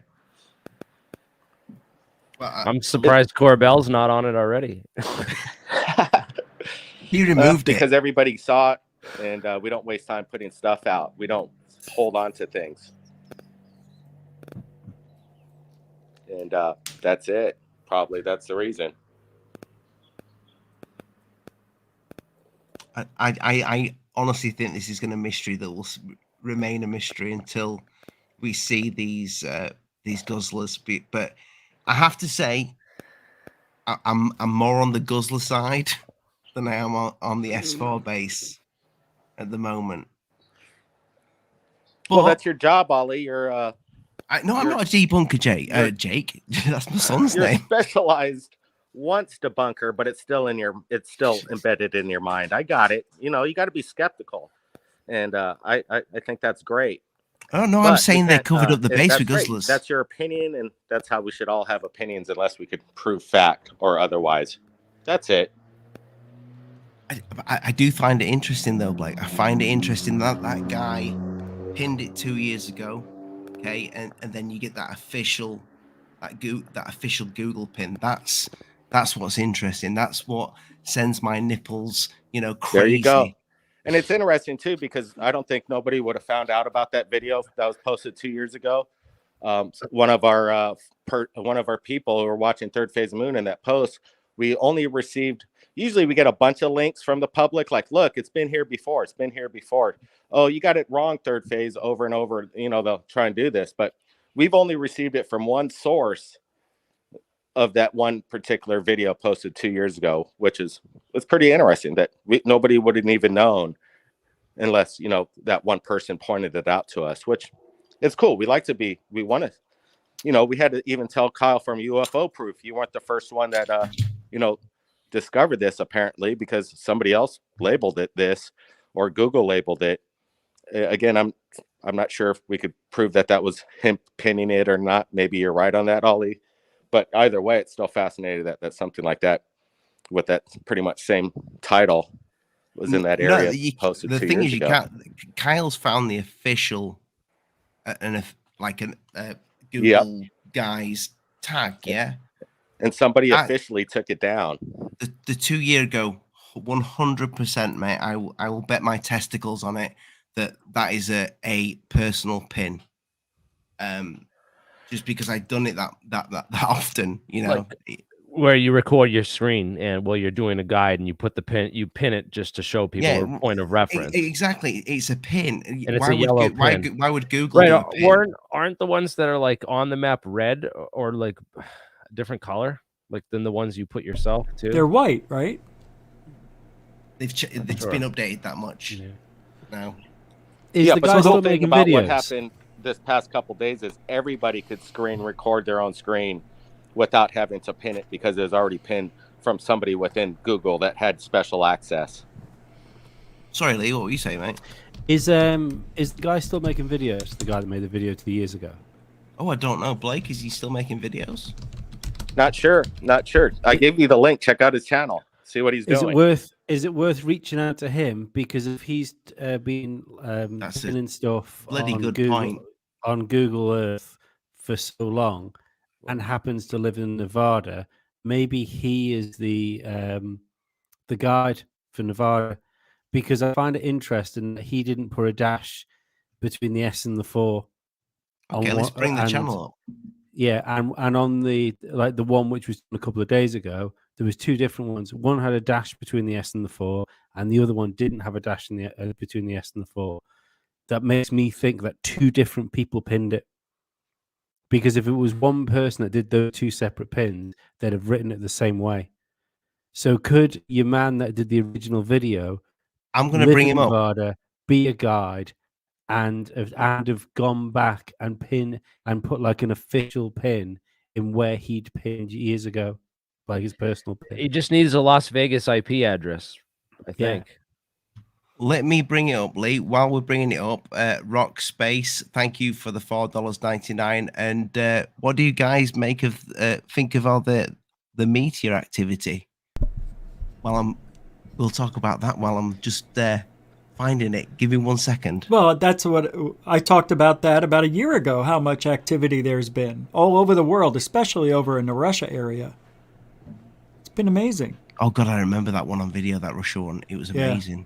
That was like 2014 or 2012 or something. That was pretty huge. Blew out windows. People got injured. Right, here we go. This is his channel. There we go. We'll talk about his video tomorrow if that's okay with Into Thin Air, unless he wants to come on and talk about it. That'd be cool. Anachronistic curmudgeonry. I'm so glad you read that, Rich. Anachronistic. Jesus, I don't even know that word.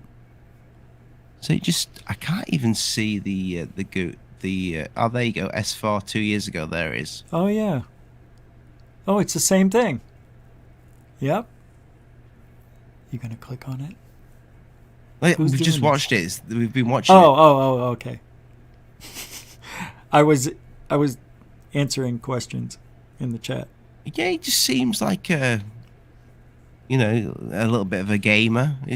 I don't think he's. No, doesn't look like he's massively into the subject. That's interesting.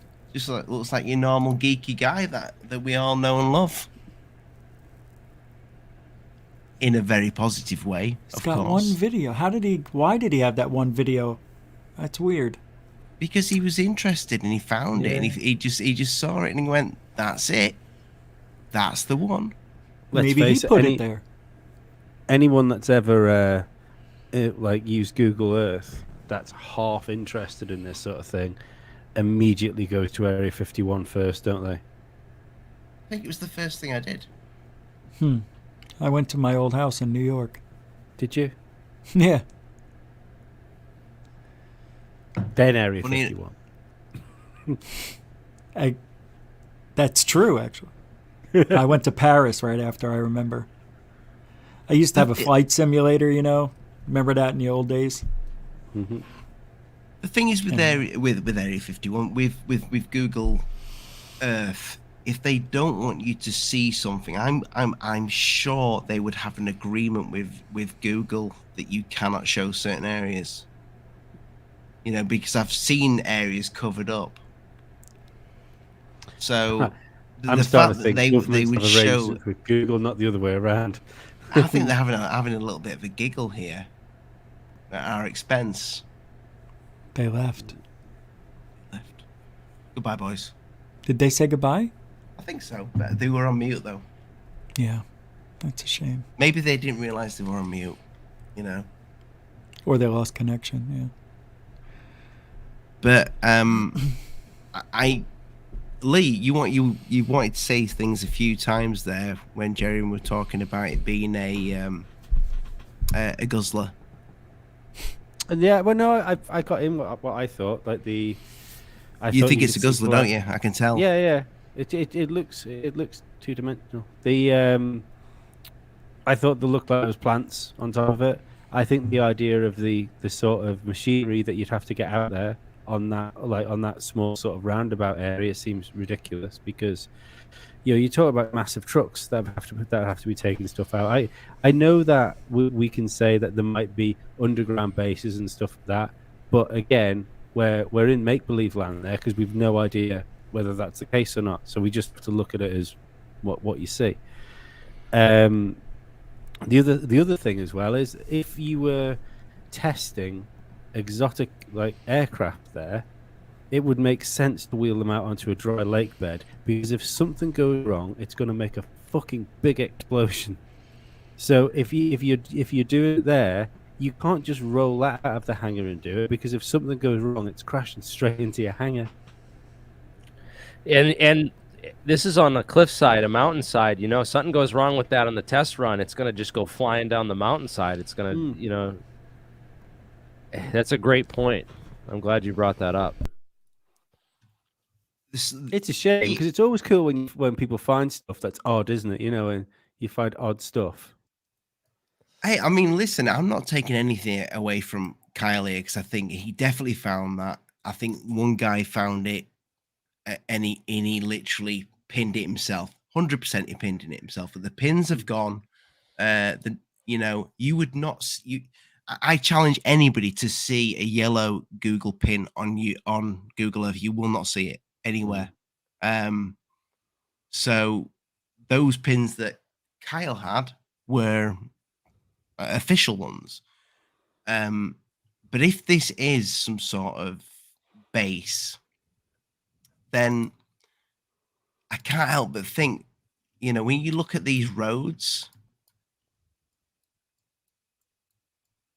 I have no idea how what's the word I'm looking for? Girthy these roads actually are, but to navigate whatever's in that, say these are hangars and they do have craft in them. 9 of them, 15 of them. How many? If it's the real 9. F4. Yeah, is it 9? It's got 9 of these craft there hidden in the mountainside. Shit, just imagine like transporting them on this dirt access road. I'm going to measure the distance of it right now. See, I'm thinking they didn't transport them there. I think they probably went underground. That's interesting. Maybe through the Papoose Lake entrance, and maybe they come up over there and they launch them from a distance to see what they look like. I don't know. It doesn't look like a place that they would have UFOs around, that's for sure. I don't know. What do I know? What do we all know? I think it looks like water gushers. I'd think at least the roads No. would be maintained to the point that the roads are the same size on each side of that circle. You know, it's because the first thing I thought they were before Jeremy came on was because I think that sounds like a perfectly reasonable explanation. But the only other thing I could think is maybe they were sort of like out of the way helipads, you know, like just emergency use concrete helipads that were there. Yeah, But- they do look like helipads, totally. Yeah. But I think your thing of water guzzler thing that seems to fit better for me when you showed me the other ones. Where's the pipes though that connect to it? They could be buried underground, and you saw the other one too. Is just these little thin black lines. The tanks then? Where are the- That could be a buried underground tank with this whole thing could be like a trough, like a building, you know, like a manger or something that the animals can go right into. Oh wow. Okay. You know. Yeah, yeah. Do they ever cover these tanks up with anything? Because I'm wondering this in the middle. I don't know. This is again, and this looks a lot different than the other water guzzlers we've seen. You know, that's a lot bigger because I was expecting, you know, the thing to be like 30 or 40 feet long, but it's when I found out it's 100 feet on each one of those gray squares is 100 feet on a side when you do the measurement, and that's sizable. I mean, But those mountains are all around it too, so maybe it has to be for capturing a lot of water. Maybe. See? Yeah. Also on the bottom one of the squares Comes from the corner, other mountain. Oh, sorry. Go ahead. Sorry. No, it's okay. But that looks off the corner of that one. Looks like there's something runs down from there. Yeah, So yeah. I don't- you know that could be something. That could just be runoff from Again, when it in the- rains. In the other guzzlers we saw, the tank, the storage tank could be, you know, hundreds of meters from the site too. Oh. So right. it might be further downhill too, down that gully. Yeah. I suppose because when Ollie did the thing across, it was like over 200 feet across. One of them wasn't it, from point to point across the middle. That was Jeremy doing that. Oh, was it? I take it the larger those water guzzlers would be just to make them work and not sort of overfill what you were trying to filter it through. The larger they are, is the further away, and the larger the tanks would have to be, because you couldn't have tanks close to something so big, because there wouldn't be enough runoff from the pipes. Do you get me? Am I explaining that right? That makes sense in my head. If you have a lot of water collecting in something, yeah, you're going to need a long pipe to take it to where you want to drain it off. Otherwise, if you're getting so much water through it, then your pipe will fill up before you've managed to get it into where you want it to go. Get me? Yeah, I don't know the science on how they build these things. I'd like to ask them some questions about that, you know, because I'm gonna do that tomorrow. I'm gonna try and call up a couple places and stuff and see. Well, I have the day off. I still have COVID. I'm trying to get back to work this week, but I had that positive COVID test. So, What variant did you have? I don't know. I just took one of the rapid tests, you know. So it just tells you positive. It doesn't tell you like Omicron or Delta or any of that stuff. Have you lost your smell and taste? Because apparently that. Oh yeah. Yeah. Drink That's hot the sauce. D1. Yeah, because apparently the other one you don't do it. Poor Ollie's gone. Poor Ollie went to get one drink, and the next thing is all we're doing is talking about the bug. Right. You've both had it recently, haven't you? Yeah. There we go. Oh, Blake's back. There we go. In the There he is. flesh. Right. He doesn't want us to see. They his, cut you off, Blake. your You must be onto ponytail. something. Yep, I guess so.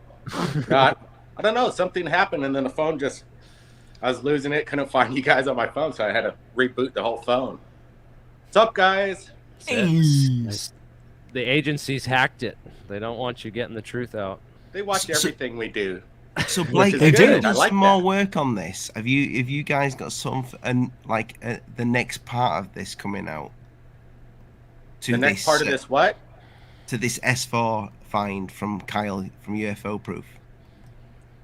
Well, it's, I'm just glad that we've known Kyle for what, about, I don't know, 12 years. And it's really cool. You and I think we met Ollie, Alien Addict, in UFO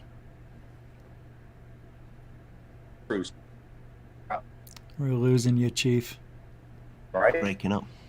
Yeah, he's breaking up. He's breaking up. NSA is like, quick, kill the signal. Yep. Didn't we meet you, Ollie, in a UFO Proofs chat about 12 years ago? Well, I've been on YouTube since 2015. I've not been on 12 years. Not yet. 12. Oh, you've No, been only on YouTube? You were on UFO channels for a long time ago. That's where we met. I may have, in the chat. I've been in the chat, but I've never. But I started the channel back in 2015. It was something to do while my wife was pregnant, so to get away from the whinging and can you do this? Can you get me that? It was like my. So it was 2015. It's a long time though. I think we've lost him again. It's been a long time since I rock and roll. Is that Bob behind you, Rich? It is the little Lazar, but I don't like it. Can't see it. Do you think Lazar's seen this that we're all talking about right now? I don't know. Maybe. He's not into UFOs, remember? I would have thought he would seen it. You'd think Jeremy would have called him by now. I can email some friends of his. Definitely. Let's see what they think. Maybe email this to Jim, Brent. Email this video to Jim and see if we could get Bob Lazar's reaction to it. So we're going to try and reach out to Bob Lazar right now. That would Wouldn't be it amazing. be great if he came on the show live? Alien Addict, you'd be stoked. I think I would. I think I'd die. Maybe he will come on. You never know. It's kind of fluid news, which I like. If Bob Lazar came on this show, I would literally probably duck underneath the table and have a boggling to speak to him. Do you remember these, Blake? Did you boys have them? No, actually, I was looking at those when you posted it up on your video on New Year's or what have you. Yeah, those are kind of cool, man. I like them. 80s, from the 80s. Oh, I deleted that video from before New Year's. It was a bad idea. We just decided. Me and my mate, we thought, should we just go live? Yeah, and then I realized after the hour after the show had finished, I thought that was not a good idea. Delete. So that ended. But yeah, I do you guys see anything coming from this year, from what we've had over the last 3 years? Above top secret, the technology behind disclosure is gonna shake the foundations of ufology. I know you're gonna like it, Jeremy. We got Dr. Greer like nobody's ever seen him before, and yeah, we're gonna get in some discussions. We're gonna be dropping the trailer soon, and there's so much information when we decided when we're doing the final cut on the edit, whether it's going to be like 90 minutes, but it pushed up to about 2.5, 3 hours just about. And, there's so much information. Our final cut, we got it down to 2 hours, and it just rocks all the way through. And you're going to see Greer like you've never seen before. It's actually quite fascinating. And I think everybody's going to have a different opinion on him. And he brings it to the table again. He's not holding back and calling people out. And there's a part in the documentary that gets really dynamic, and I call it the crutch of the whole movie, where it gets into this acceleration, and then it just starts to be, it almost seems like you're watching a movie, but this is, real people, and the people in the top of the field in ufology going on in 2021. And this debate is quite impressive on how it all comes through. And we also got Michael Schrad on there, aviation historian, along with James Goodall, and Billy Carson, Forbidden Knowledge. And we also have Dr. Greer, and who else? Oh yeah, and John D'Souza, you know, the real FBI agent. And then of course Third Phase of Moon. You know, when we make our documentaries, we don't want to flood everybody with the Cousins brothers, or hey, let's film myself and show me in a closet looking at a phone for about 30 minutes of the whole film. You know, we throw ourselves in for a couple minutes here and there, but you don't worry, you're not going to see me in a closet texting anybody for a half hour. Faking. I'm partial to a phone in the closet. Every now and again. You have to you be married? barefoot though. You got to go barefoot. Yeah, no barefoot. I spare the audience showing them my white feet. You know, that my legs never get any sun. You know, I always kind of got a sun complexion because we live You're in Hawaii. If you saw my legs, you know, we'd have a supernova. Mate, my face don't get any sun, never mind my legs. You need that sun for your vitamin D. No, but seriously, Above Top Secret's that's gonna shake things up. I think it's a new standard of documentary filmmaking, and we're trying to bring it to a level where you know we want to have people take it in and feel that they're on the edge of their seat all the way through. And you know, it's pretty amazing. I can't wait to share it with everybody. And it's coming out February 8th, so we're not going to have to wait too much longer. And our trailer is going to drop, and we're going to have some poster art here coming up, and we're going to be giving exclusives. We could give some to all you guys, exclusive cuts to share, and you know, have the discussion of this technology that's being suppressed. And that's what I think Third Phase Moon's all about. Everybody's here for the technology, and I know Jeremy's doing interesting work with trying to figure this whole thing out and maybe even build a device. And it's all about the technology to us. And, you know, it's been suppressed for so long. We could change the world, as Dr. Greer says, overnight. But, yes. Interested. It just seems like a lot of my researchers are getting distracted by a lot of other things. I feel it's not like not the research that I really want to do all the time, you know, but we have to do it because it's all in the historic record. It's out there in the internet record. So we have to like try to explore all these things, you know, because it's what we have to. Yeah, the main thing is you guys are really trying. That's what's great. You guys are actually trying to build, asking questions, crunching the numbers.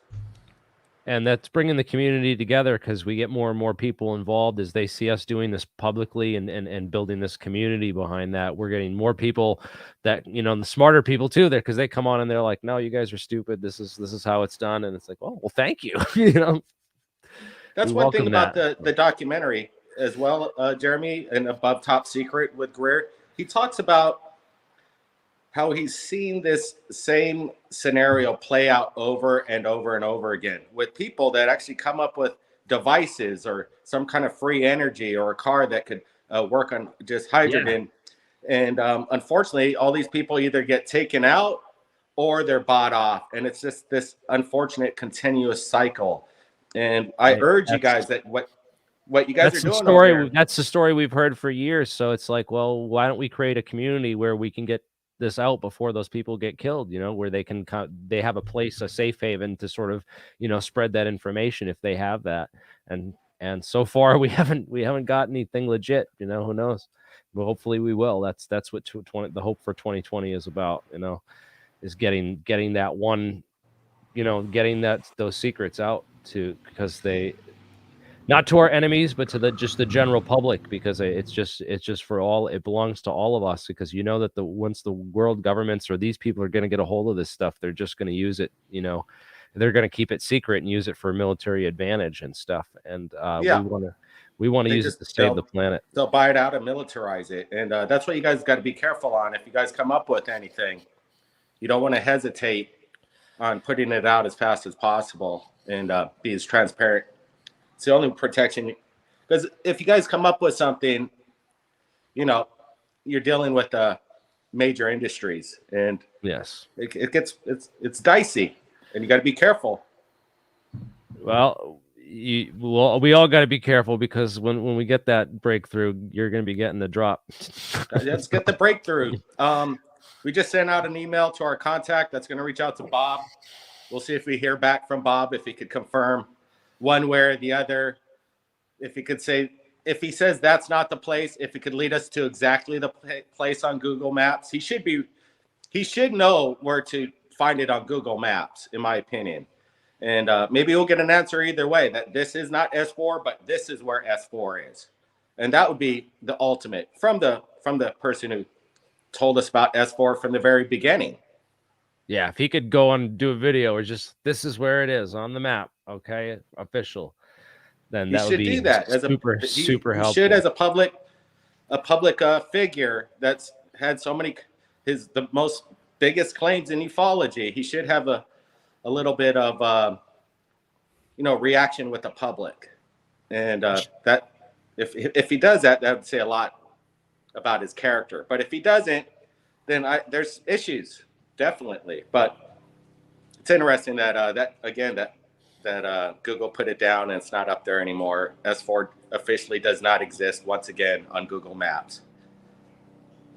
Jeremy, as somebody who doesn't know much about the science behind these type of things, and I think probably all four of us, other than yourself, are probably in the same boat here. I even made a T-shirt that has the element on there. Go buy it, guys. It's probably not real. I don't know, but it's a cool T-shirt. It's a good T-shirt.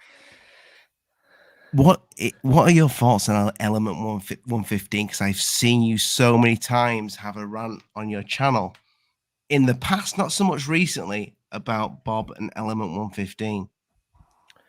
Right. So and why? And just for anybody who might not know why you'd be qualified to explain why, please explain that. Right. So Element 115 is the main disclosure that Bob gave, for how these UFOs fly. He described the reactor, drew pictures of the reactor, described the reaction and some of the components, this gravity A wave, gravity B wave that he talks about and stuff, and the Delta and Omicron configuration, the thermionic generator that's perfectly efficient, and all the components that he was talking about to this engine. And I, like anyone, I went and searched the literature for everything I could find on Element 115.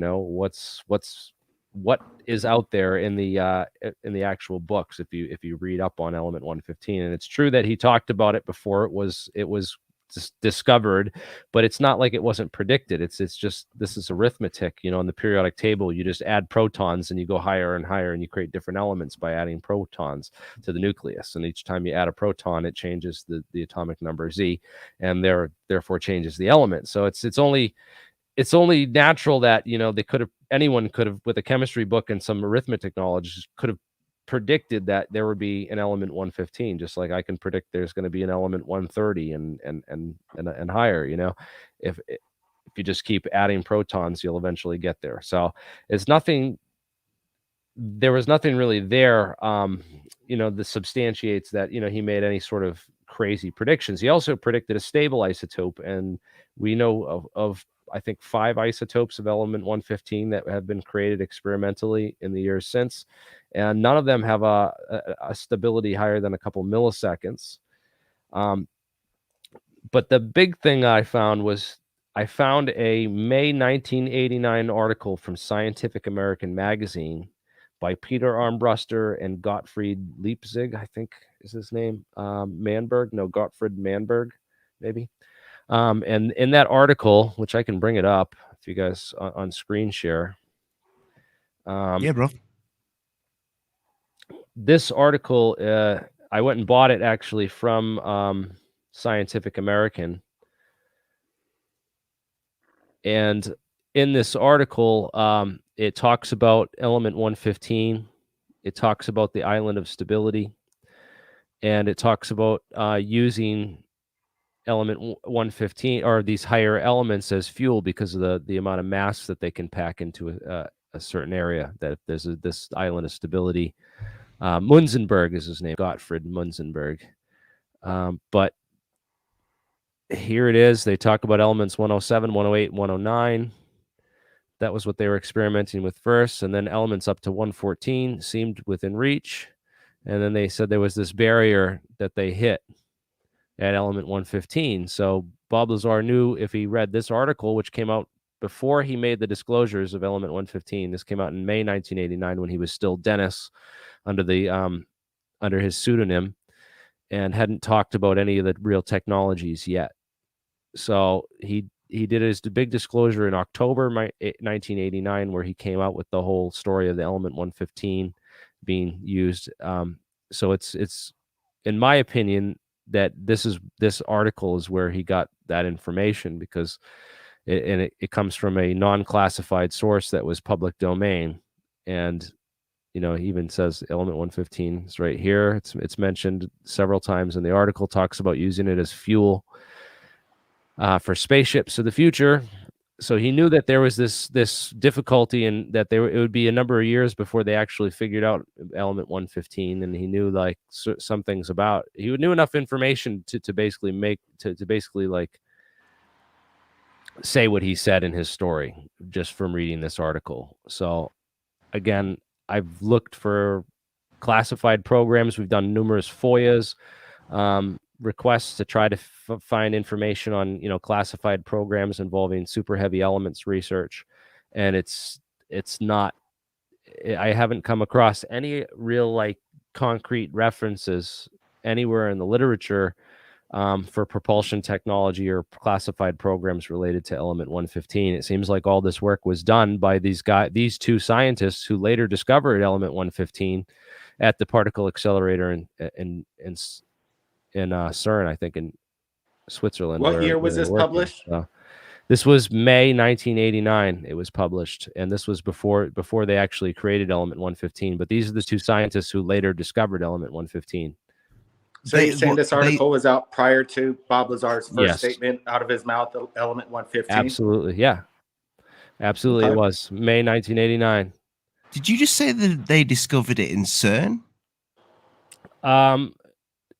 Where did they discover element 115? These guys worked at it. I don't know if it was the particle accelerator at CERN. No, I think it might actually be the one in Zurich. I think it's Zurich. Right.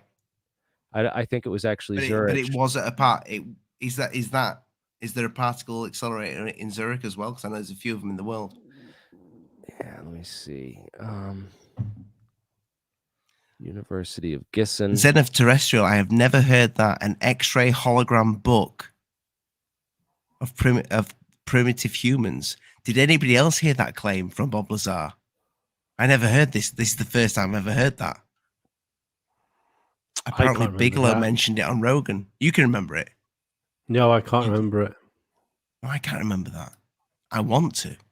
But thank you for the super chat, my friend. But I cannot remember the hologram book of humans. I don't remember that either. Doesn't ring a bell. Send me the link. If it's somewhere, my friend, email me. So it's University of Gießen. Let's try that out.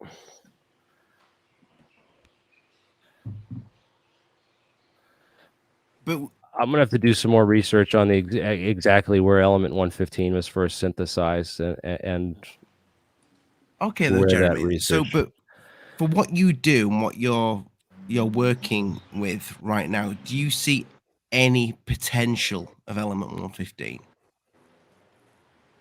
Unless we found a stable isotope with, if we had a stable isotope or a way to put it in a magnetic bottle, which would increase its stability, to keep it stable, it might be able to, it might be useful as fuel for a spacecraft, because you're packing E equals MC squared. It's a lot of mass that's packed into a small area. Let me ask you this, Jeremy. When your friends and your associates are working on this technology and trying to build something, are they using any of Bob Lazar's kind of statements around the technology of the propulsion, that how he best describes it? Are they going along with any of that, or are they dismissing that altogether? No, it's the physicists that I'm working with are so far above the Bob Lazar science. It's on another level. So I'll share some of that with you if you want to check it out. Where's the Jack Sarfati's recent paper with Keith Wanser? This is what Jack's currently working on with Keith Wanser, and it's all based on battle tested relativity theory, Einsteinian physics, and tensor calculus. I haven't seen any math from Bob. You know, physicists usually speak with the language of math and quantitatively, you know, showing exactly how much and you know how much propulsion, how much you can bend the space-time metric using the stress energy tensor to bend the space-time. So can you apply this to a prototype? How much would it cost? So we just are working on the material science end of this, you know, currently, and we're experimenting with different ways of doing this with actual materials and using light. So it's really what I want to do with the physics of it is build some of these metamaterials. They're actually, it's like a mirror with a dielectric between it. So it's like a dielectric's like a piece of glass. So it's just it's actually two mirrors with a piece of glass between them. And it's a perfect environment because you can trap light because it will just bounce off the two mirrors and back and forth indefinitely. And so the idea is to create like a thin surface of this type of stuff and then bounce a ton and then trap a ton of light inside and keep, you know, pumping light into this dielectric until you get enough energy in it concentrated in a small amount of area to create this local space-time warping effect. So Jeremy, Jennifer said she read the element that the element was discovered in the 80s. She's also seen what you've seen, but as far as I have seen, there was nothing found in the 80s. But was that Bob just guessing, or were they onto something? It was first synthesized in 2003 by a joint team of Russian and American scientists. Right. Okay, so this wasn't element 115. Remember, I said that these scientists who wrote it, they later discovered element 109 up to 109, because they weren't the ones that later discovered 115. So 115 was discovered at JINR in Dubna, Russia. So the Russians spent, you know, decades working on this element 115 stuff, and I believe that they were actually chasing, you know, Bob Lazar's claims, you know, of U.S. intelligence too. So it's even the Russians, you know, entertained some of this stuff, I believe. But again, they've created element 115. It doesn't have any of these properties Bob Lazar described. He said, like, you know, you shine proton beam at this element 115 and it generates this anti-gravity field. We don't know anything like that, but I think you could do the same thing with proton conducting perovskites. Lee, and I want to come to GUFON as well. Do you believe Bob Lazar's story? I believe it less now after seeing that article about 115, and I think if I remember rightly, young Jamie on Rogan's show as well brought up the fact that, you know, at some point there would be an element 115 and he'd been able to sort of predict that because it would have happened. I don't know. Jeremy, do you think that when you said that he could have got what he knew about for his story from that one article, so do you think he went out and researched various things to concoct a story and then essentially run forward with it for personal So you're gain? actually saying the propulsion, Jeremy, is going to be done by protons? It could be done by particles, or it could be done by it could be done with photons as well. So or light. But yeah, I actually went and put together a whole guide of things that I think Bob used to craft his story together. Like I found all these different themes and elements of places he borrowed various, you know, themes and elements of his story from, like his sport model saucer, which looks identical to Billy Meyer's So are beam you saying ship. flying saucers don't exist and only Billy Meyer was the guy behind the flying saucer? Well, Billy Meyer copied Otis Carr, and Otis Carr's XTC OOTC, you know, the Otis car, what is it, XTC1? No, Otis car XTC X1. So Do you yeah, think the this was Roswell crash was during a weather balloon, Jeremy? the 50s. Oh, I don't think it was a weather balloon. I think if they used a top secret weather balloon program for the cover story, it was something much more classified than that. Oh yeah. And it was probably as dish shaped, in my opinion, as well. But this goes back to Otis Carr was trying to build a UFO in the 50s, and you know, so it's very similar to Billy Meyer's beam ship craft and Just like Lazar's sport model. Yep. The sports model. The three gravity amplifiers came straight from George Adamski's literature on the Hannibal and the Adamski flying saucers that he said Germany was in possession of. So the okay, I found this from UFO Cover Up Live 1988, and in this they have a whole bunch of guys come out who are called the aviary, right? And they have Condor. I think Condor is Richard Doty, by the way. Mm-hmm. And Richard Doty and a bunch of these other guys from the aviary came out, and they did this UFO TV live thing, and they talked about aliens from Zeta Reticuli, and they talked about UFOs in the government Bible. Jeremy, just a quick one. There's a super chat there for you. I'll have to send you the $4.99. Don't the worry aliens. about it. Keep it. I'll send it right back to you. Can you answer that one? What use we have for it with our current technology? I mean, fuel storage would be about it, because there's no reason to believe in any of the physics that we have that it would have anti-gravity properties or be able to warp the space-time metric. You know, there's no papers or science to back that up, or theory or anything. The only thing it would be useful for us is for storing fuel as fuel storage, because it's, you know, so much mass in such a small area. So E equals MC squared. It's a lot of energy that we could store. That would be the only use that we could have if we did discover a stable isotope. They actually forgot to mention in that presidential and the chain of command, was it SCI, sensitive compartmentalized information? That was missing in there. Yes, SCI. SCI, yeah. That's where all the sensitive information compartmentalized comes in. Oh, where's the other stuff I had on here about Fat Man and Little Boy? Oh, it might be the Element 115 stuff. So I have this article on there with the Gottfried and Mumberg. Yeah, this was the movie that came out. Remember, Bob had the story that he said he got hired out there because there was an accident with the reactor. These two scientists cut into the reactor, and then two scientists died, and he was hired to go out there and replace them. Weren't they Russian or German? He also said that they were foreign scientists working there as well. So yeah, that's interesting.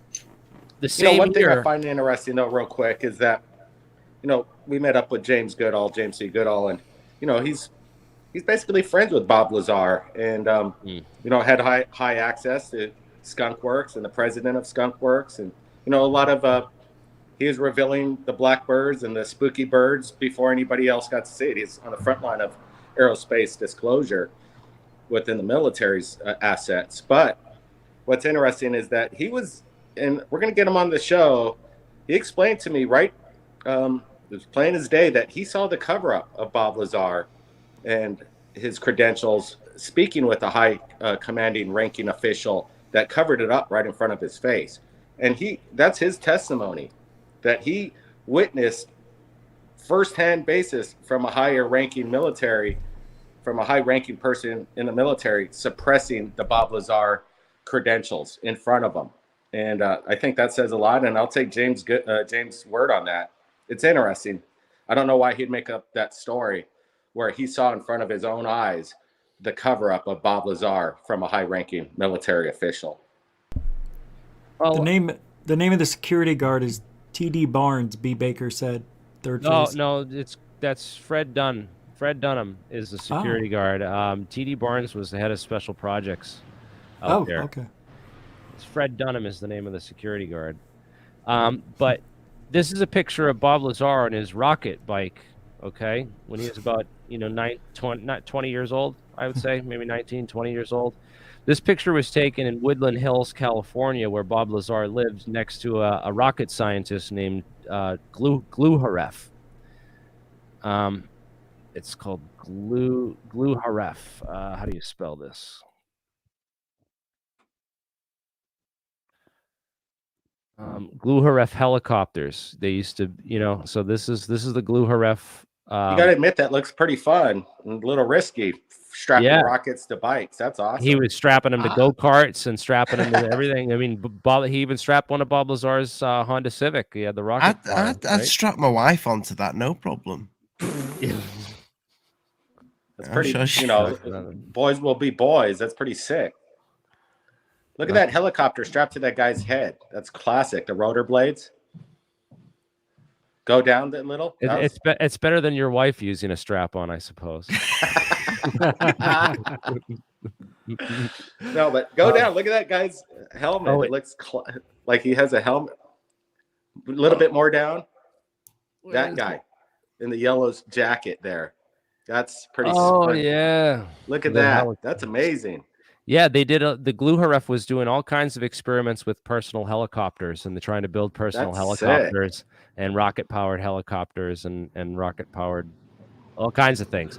So this was Bob Lazar's neighbor out in Woodland Hills, California, and Bob Lazar had the rocket car too. The Honda with the rocket engine out the back. Is that a CR7? CRX. CRX, yeah. I used to drive it around Los Alamos. But yeah, one of the things that was interesting is that when Bob Lazar was asked to name his professors for his credentials, he was asked that, and he named two professors, one from Caltech and one from MIT. And the guy he named from Caltech was a guy named who actually turned out to be a professor at Pierce Junior College, which is in Woodland Hills, California.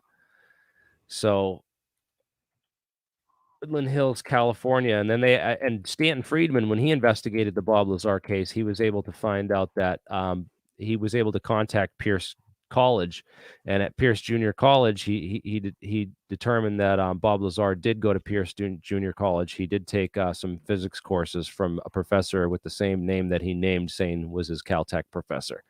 So that's also caused some controversy in his academic and education credentials. The professor he said from MIT was Hosenfelder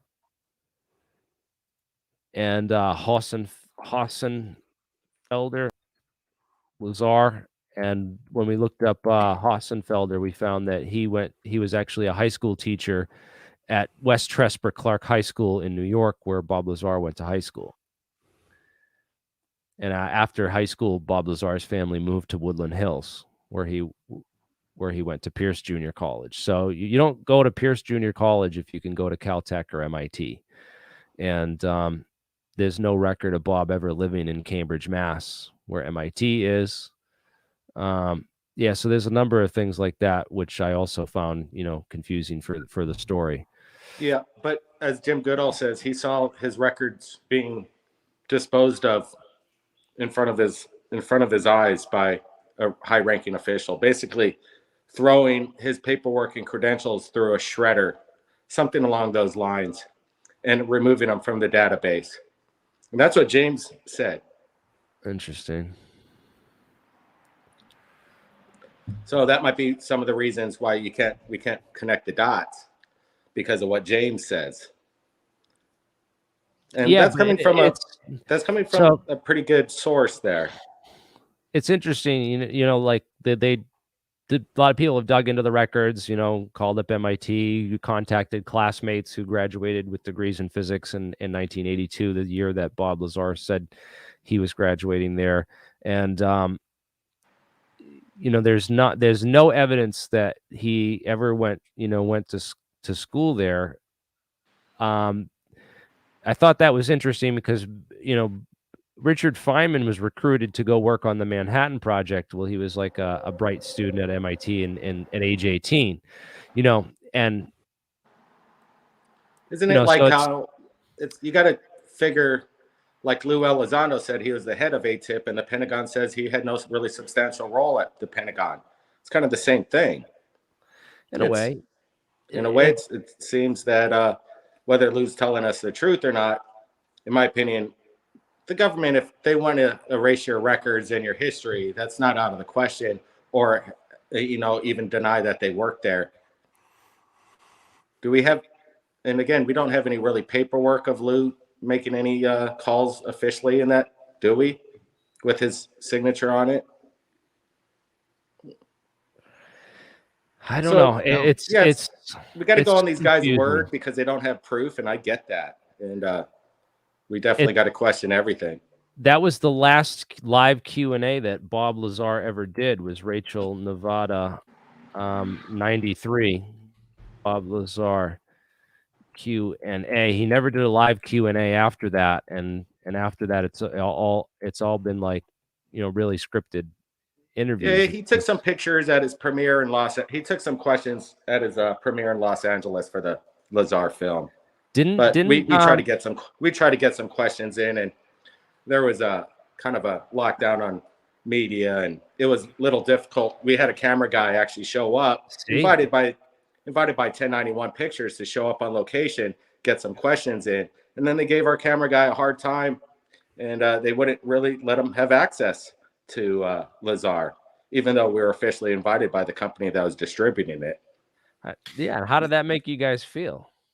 Oh, well, I know a lot of people were pissed off because they paid money and they traveled real far to go there for that. Exactly. And then they weren't allowed to ask questions. And we were invited, and we went through a lot of trouble getting our camera guy there, and he was getting hassled and getting the runaround. And then they put him up in the back seats where he should have been in the front seat having the first question to Lazar. And we had a list of questions, and you know, they were giving other people more privileged access. I won't mention names, but yeah, it's not the first time. I don't think it'll be the last. See, Rich, you believe that Bob thinks he worked there. Am I right by saying that? That's your theory? Yeah. Well, I don't know. I mean, it's just one of my theories since we can't prove it. But now I think it's possible he did work there and he was just expendable. Because he took the place of the two scientists that got blown up, right? So, well, I want to talk about that. Wait, let's get back to that, because I have that movie, right, that came out in 1989. Okay, the same year.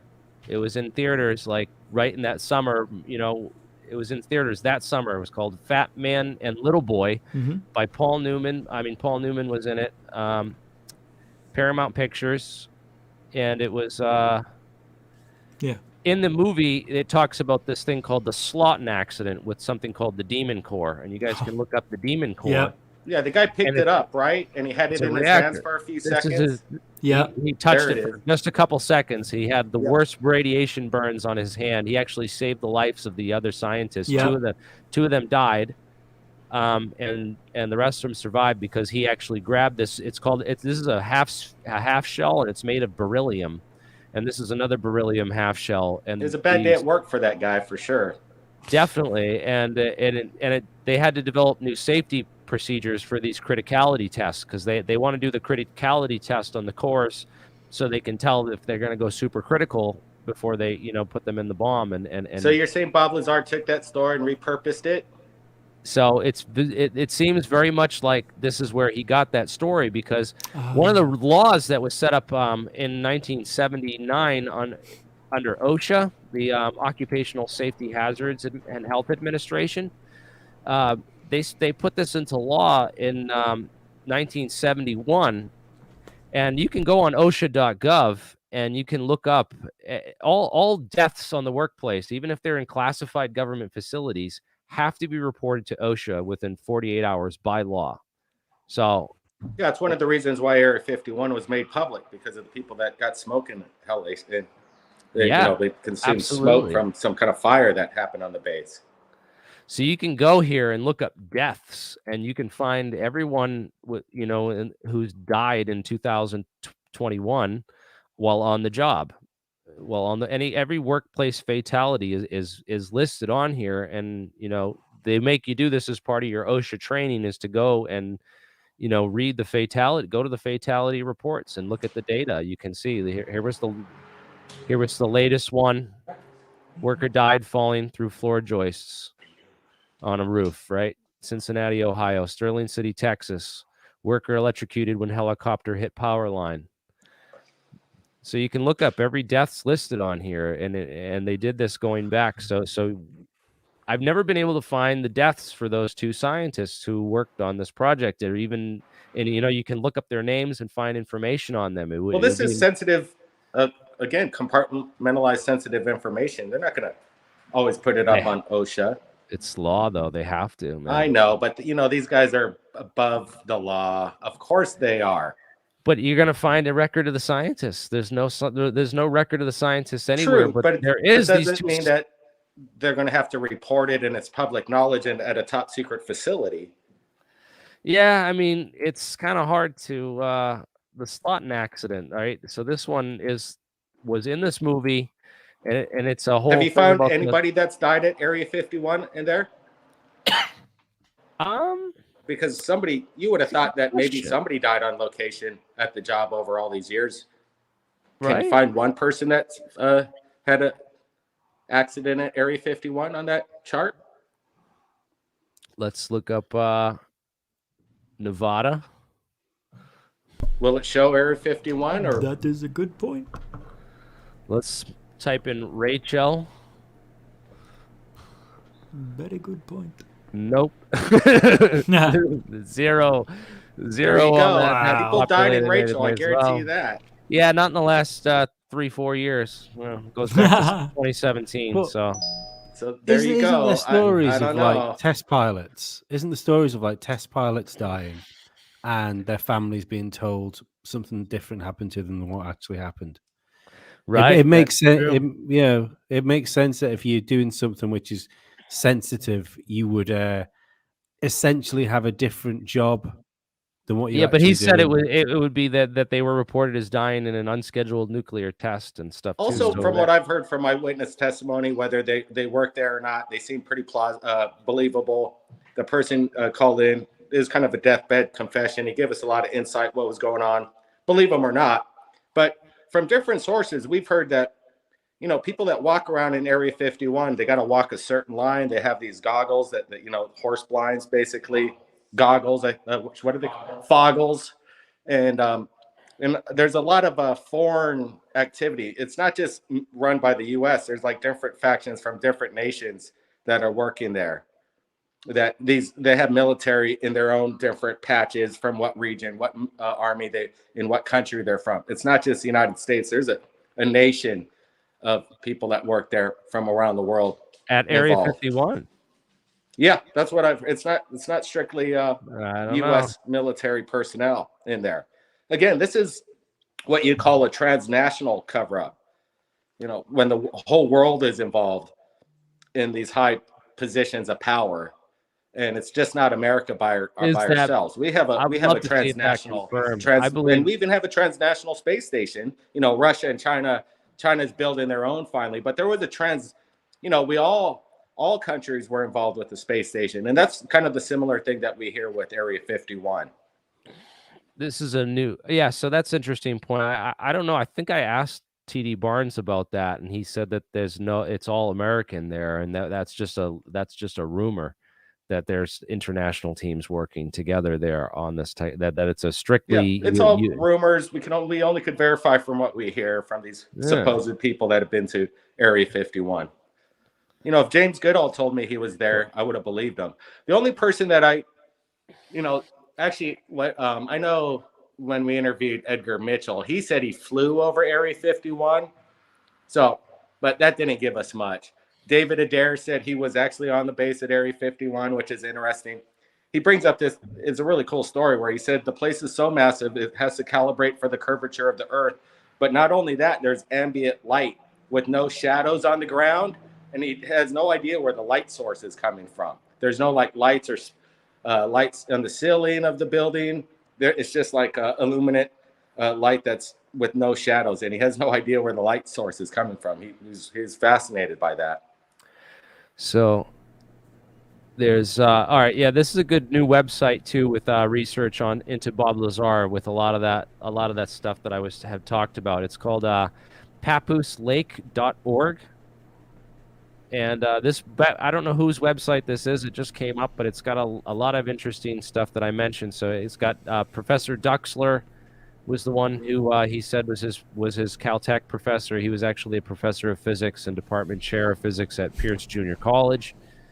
And then Dr. Frederick Hosefield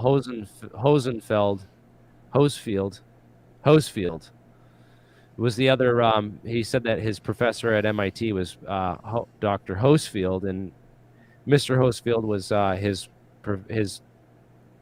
vocational tech teacher at West Tresper Clark High School, according to the yearbook that somebody looked up. So there's some interesting research that's been done into, Bob Lazar's claims. He allegedly went to MIT and Caltech, but couldn't, remember or name any of his professors there.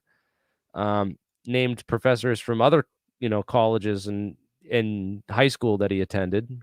There's a lot of interesting things that don't add up about his story, and I think that's the reason why he refused you guys to do an open Q&A, and they put certain people in the back and then certain friendly people in the front to, ask the right questions, the harmless green questions, that he, like the questions he got asked on Joe Rogan. He really didn't get asked a lot of hard questions. And when he did get asked the hard questions, it was like, boom, I got a headache all of a sudden. And what if he did go to the colleges, but not as a student, but maybe as an observer? Maybe they sent him there and said, he's going to sit in and watch your class for a month or do something. You think that could have happened? I think, I've gone to MIT and sat in on lectures and sat in on like open classes and stuff. They have open courseware at MIT too. That's open to the public too, or anyone can go to these courses too. Right. So I've gone to MIT and done that myself. I know that they do that. I know that I know that on the first week of school, you could pretend to be a freshman if you look right, and you could just go into any like, you can go into any big lecture hall on any big class, like, and just sit in and nobody would know the difference. And apparently there's some evidence that Bob used to do that at Caltech. Naturally. Because he used to get dropped off there a lot when he and he liked to tell people that he went to school there or and stuff too, because Bob was, I think he's that kind of guy. He is. He's into shady shit his whole adult life, this guy. Yeah, if you look at everything he's done, he's just been into like, he was a photo processor. He used to process the photos for Gene Huff, who's a real estate appraiser, and that's how they got. That's how they met John Lear. They went to John Lear's house one day because John Lear was trying to get an appraisal on his home, and he said that Gene Huff came there to do the appraisal, and who did he bring along to hold the tape measure with him but Bob Lazar, his photo processing guy. Jeremy, I think it's quite clear that you don't believe a word that Bob Lazar has said. Well, would it be right by saying that? Only because everything I've researched that he said is turned out to be, false. Okay, are you a fan of Joe Rogan? Yeah, I am all right with Joe Rogan. Not really a huge fan of him because I don't know. I just don't. Do you think that Bob Lazar pulled the wool over his eyes with Corbell? Yeah, absolutely. I think that Joe did not research and know enough about the case when he did that interview. If I had done that interview, I would have. That's why I laughed when you said Bob Lazar might come on here, man. Bob Lazar will never come on with me. I will demolish him. I will demolish him with the questions that I will ask. What questions would you ask? We did get him in our documentary Countdown to Disclosure. We're lucky enough to get his reaction to the New York Times front paper when they said off-world vehicles recovered not of this earth. And we actually got Bob Lazar's statement on the phone that day and we put it up on the documentary. And I was kind of curious to what he said. He said, "I don't understand why this is happening. They're not going to let this stand. There must be some kind of mix-up." And what I don't know why he even said it that way, but the next day they retracted it and they didn't let it stand, which is really, again, I think that was the equivalent of 47 Roswell newspaper recovered flying saucers. So it's just he said that they weren't going to let it stand. I guess they didn't let it stand, but I think that was that the last statement we got from Bob Lazar? I think so. I think it was on our documentary. Yeah. And we've tried since, and his statements are basically, "I regret ever coming forward. I should have never came forward." And you know, he's been getting offers for all kinds of people offering him money to come on, and he doesn't want it. He doesn't want anything to do with it. Which we're not paying anybody to be in our documentaries. We just want people to have their opinions or their expressions or whatever. But yeah, he's not he regrets ever coming forward, which is kind of interesting to me. I think he has a public obligation because of the claims that he's said to the public, that he still has a public obligation to come forward as a public figure to ask questions or answer our questions, at least. Take, you know, every once in a while. He doesn't have to do Lou Elizondo circuit on a daily basis, you know, putting himself everywhere. But, you know, put himself out. Reachable, at least. What's going to hurt with a Zoom call? It's no big deal. Everybody knows about him. Why can't he come out and, you know, keep talking a little bit? Even though I guess he says there's nothing else to tell. I'm sure we've still got some questions that we haven't got answers to, or at least pick his brain a little bit. And the Joe Rogan thing, I heard Joe on other podcasts that he'd done where people would ask questions. Why didn't you ask this? Why didn't you ask that? And he said, we went out to dinner the night before and we talked about what we were going to talk about. And I think everything was just like a Lou Elizondo script. You know, you don't ask me this, don't ask me that, and we're fine. I'll do the interview. That's exactly what happened. Lee, you're a big. I mean, I'm a Joe Rogan fanboy. I like a bit of Joe, but you're the biggest one that I know. Yeah. Do you think that kind of thing happens? Do you think that? I know it has to. Like the you know, if you've ever interviewed like even politicians on like a local level, you'll get a set of questions given to you, you know, or what you can ask, or if you've ever interview like a high level sport athlete or sports personality, like I've done with a couple of Formula One guys, you have to provide your questions before you interview them. So absolutely, it's this in the same way as when Rogan did Macaulay Culkin. He didn't bring up Michael Jackson. Calm down, mate. He didn't do him. No, Jackson did that. That's right. Yeah, he didn't bring up Jacko at all. Nope. So yeah, and everybody wanted that. Yeah, it doesn't surprise me. It doesn't surprise me that Lazar had that in the first place. What I do find interesting, is that Rogan seems to have stepped right back from the UFO thing. You know, he had this like scutch of podcasts that went out that seemed to just bounce, and then I mean, even to the point that when you look at the logo on his show, it's got a flying saucer on it now, hasn't it? On the Joe Rogan Experience. Oh, really? Like sign behind him, and but he seems to have walked right back. Oh, I don't know, walk back it, but just doesn't seem to be addressing it anymore. And I don't know whether that's. I mean, if you listen to the message of like pretty much that runs through every podcast at some point now, unless he's doing interviewing somebody on something particularly specific, there's like a pretty hefty anti-government message about Rogan these days, and it makes me wonder whether he's suspicious of the reasoning behind the UFO flap, for want of better words, that started with that New York Times article. Well, no, sorry, it was New York Post Times? Can't remember. Really? Was Bob Lazar the last UFO-related interview that Joe Rogan has done? No, he wasn't. He wasn't the last, but he did. He did Lazar. Then he did.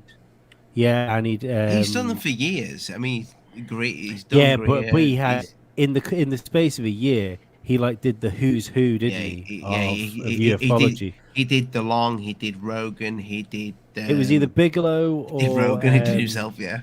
Yeah, it was either Bigelow or your man. What's his name? Fire in the Sky, abductee. Travis. Yeah. Oh, it was yeah, either Travis or Walton. Bigelow. Yeah, that was one of the last ones, and I wonder Steve whether Justice. that. He did Steve Justice. Well, both. Or was it both Mellon? Travis, Mellon. Yeah, but Mellon. both Travis and Bigelow came across as. Well, I mean, they were terrible interviews, to be perfectly honest, because Bigelow didn't say anything, and Travis Walton came across as a liar. So I just wonder whether that was one of the reasons he started stepping back. Maybe. I know that some of the earlier interviews with Bob Lazar are the more like juicier ones that are more revealing, I feel. And if anyone's going to go back through the history books on here, the 1989 Billy Goodman happening interview is the one I would recommend if you're going to go back and listen to old Bob Lazar interviews for nuggets of things that, you know, can be used to really illuminate the story a little better. Because I go back and forth between, you know, was Bob hired by, you know, like an MJ12 like program and brought out there and fed disinformation, you know, by like a Richard Doty type figure? Or was he just, you know, did he meet John Lear and then, you know, see money in his eyes when he saw that, you know, John Lear was going on and getting tons of people watching him on KLAS talking about Area 51 and UFOs? And did he just see dollar signs and then, you know, say, hey, Bob, you know, you could pretend to be a physicist? And, you know, like, did he concoct this whole thing on his own? Because regardless, Bob Lazar is a really smart and intelligent guy. Okay. Regardless if he was hired to work out there and faked his credentials and he's a smart guy. Right. He definitely, even if he faked the whole story and was able to pull the wool over all of our eyes for the last, you know, 30 years, that still takes a lot of intelligence to come up with an airtight story that has never been like, you know, there's never been like even the education credentials and things like that. I've never like shown somebody this, aha, you know, there he is. He's lying for sure. You know, it's just hard.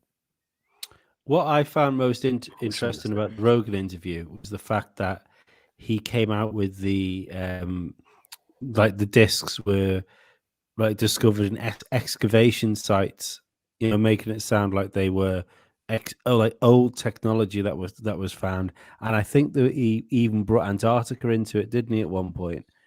And I'd never heard him say anything like that in interviews. Yeah, never heard it. I can't help but think he thought, I'm going on like the biggest talk show in the world, arguably the biggest like single media outlet. I need something to sex this up a bit. Yeah, because that was not anywhere in his original testimony, and why he concluded that now, 30 years later, to that, you know, no, this was definitely dug up, you know.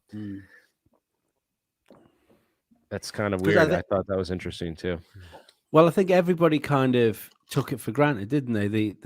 The link between Roswell and the craft in Area 51 that Lazar was working on, people kind of just put two and two together with it. So you always kind of thought of it as crash retrieval, not like some sort of archaeological dig.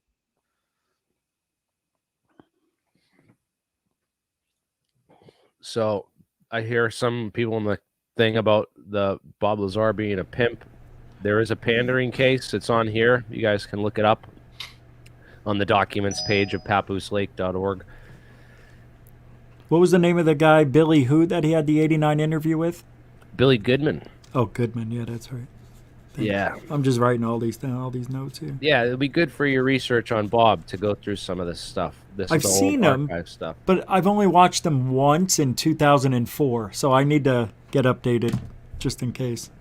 Yeah, thanks. Yeah. Yep, documented pimp. So the name of his brothel was called the Crystal Cove. the Crystal Cove, and the madam who worked there is actually Anjali. Oh, I'm sorry. Who was it? Oh God. He's What done was the that name? many things. So No, Tony Bullock. Tony Bullock was the name of the madam. Tony Marinier. Interesting. That's kind of close to what was it, Dennis Mariani? Mariani? Oh, the fake name he used? Yeah, Dennis Mariani, right? Yep. From the Mariana UFO case. There's a Mariana UFO case too. So Jeez. There's That's a beautiful, interesting. There's a beauty from Richard Northwood. I think Lazar did something good for the government. It made people stop talking about Roswell for a while. Oh, wow. Well, or tried connecting it to Roswell too. Yeah. You know? that's I always had Lazar and shifted it. Roswell linked in my head. Yeah, I never Yeah. did. That's interesting. No, I didn't. I didn't either. Yeah, me I neither. literally kind of like Forgot went away it. from Roswell. Yeah, yeah. I did too. Yeah. yeah, this is good, man. The notarized public documents of Bob Lazar being a official pimp, Certified. Bam. certified pimp. Good for him. Hey, Ollie, I want to let you know how you see Super Chats and Rich Northwood covering up Third Phase of Moon? There's an option in your settings where you could have that push everybody up. What? Well, they're not here anymore, but it was covering up Jeremy just now. Oh, you'll have to Yeah. walk through it, Rich, on a private thing. Just so you know. Yeah. It was. I think it's interesting when Third Phase when have they gone? Have the boys gone again? They're again? gone. I need to get going. I got to eat something. Unless you're going to stay on a while, I'll be back. I'm not going to be much longer. It's All right, I'll wait. it's like one here and Lee probably needs a poo.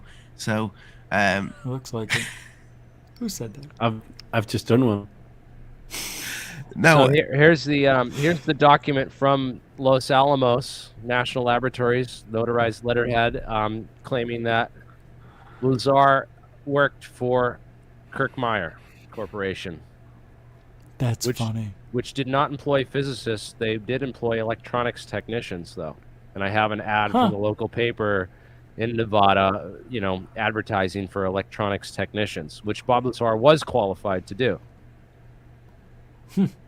So lots of interesting documentation on this website for those who are interested in researching the Lazar case. So Interesting. Yeah. I did want to ask Third Phase before, but they've gone now. But I get the feeling that Blake is a little bit on the edge there when it comes to the Bob Lazar case, and he may not believe him, but I don't know if he'd ever say that on a live right. show. Well, yeah, it's pretty taboo, man. It's like you want to be like, it's one of the pillars of ufology. That it's like the MJ12, Lazar, and Roswell. Those three things, you have to believe in one of them to be, into UFOs, right? If you don't believe in one of those three things, then what the hell are you doing here, right? yep. Well, Do you I think it's that might be a problem? Like in the same way when people talk about things like the pyramids and when were they built, and one of the issues we have with like for people like Graham Hancock, speaking to like what, for want of better words, like real or mainstream archaeologists, when you've got these underpinnings of a subject like Lazar, like the MJ12 documents, like Roswell, if they're sort of unshakable things and they turn out to be fucking bullshit, then people, everything, all the foundations that have been built on there will end up to be bullshit as well. Yeah, Well- it's kind of like cutting the root, of it. Yeah, it's almost like it feels, because I know we spoke about this on this channel before. It almost feels now like it's kind of time to start again, to rip things up and start talking about it in a different way. It's funny you should say that, Lee, because that is exactly the inspiration that I had behind this thumbnail. Mm-hmm. Oh yes, new sheet of paper. Yes, blank. Yeah, start from scratch, dude. Just throw everything in the trash. Say this is a good rule of thumb that I go by. I generally just assume that everybody's misled, lying, or full of crap. You know, I just that's my first assumption, is that I don't believe this and I want to prove it to myself. And that is a much better stance to approach any topic from than, oh, this has got to be true. Let me find ways to prove it. Well, True, the odds I are. want to believe, right? I want to believe part of ufology that so many people have a problem with, you know. Yeah. Who are Well, I the think good that's- people then, Jeremy? What's that? What are you going to say, Lee? I've forgotten. Sorry. Go on. You said, I think that's... No. I was just going to say, Jeremy, who are the good people in this field? Other than yourself, obviously. Jeremy You can't Corbett. big up yourself. I'm not perfect by any means, and I get things wrong sometimes too, you know. So we're all human, you know. So I don't know. It's all this. It's just anyone who's out for the truth, and the people that aren't in it just to make money and get views, because you can tell there's certain people that, like, they don't go on and confront their critics, or their, you know, they don't come on shows like Jeremy Corbell, right? You see him taking this high seat, you know, immediately, and he's not willing to engage or talk with the rest of the community, you know, and I think that's a big sign right there, is the people that, you know, they sit on a high horse or a high pedestal, and they try to, like, you know, say that, you know, control over the information, I guess. Yeah. I don't know. Like he's got one up on everybody, this guy. He pretends, everything he says, he's like, I got the inside sources, you know, because I talked to Bob Lazar. I'm special, you know. I'm more special than you. No, unless you're a whistleblower who worked on a project, you know, and is coming from somewhere, then no. Well, the thing is, he's not really researching, is he? Or he's networking. And what Corbell's trying to do is move the needle on his Netflix views. Yeah. So let's say if he came on GUFON, for instance, Easy. it's probably not going to move the needle on his Netflix views. Not because of the audience numbers, but chances are everybody that watches Rich has already watched his documentary. So that's all he's interested in, is where can he hit new audiences.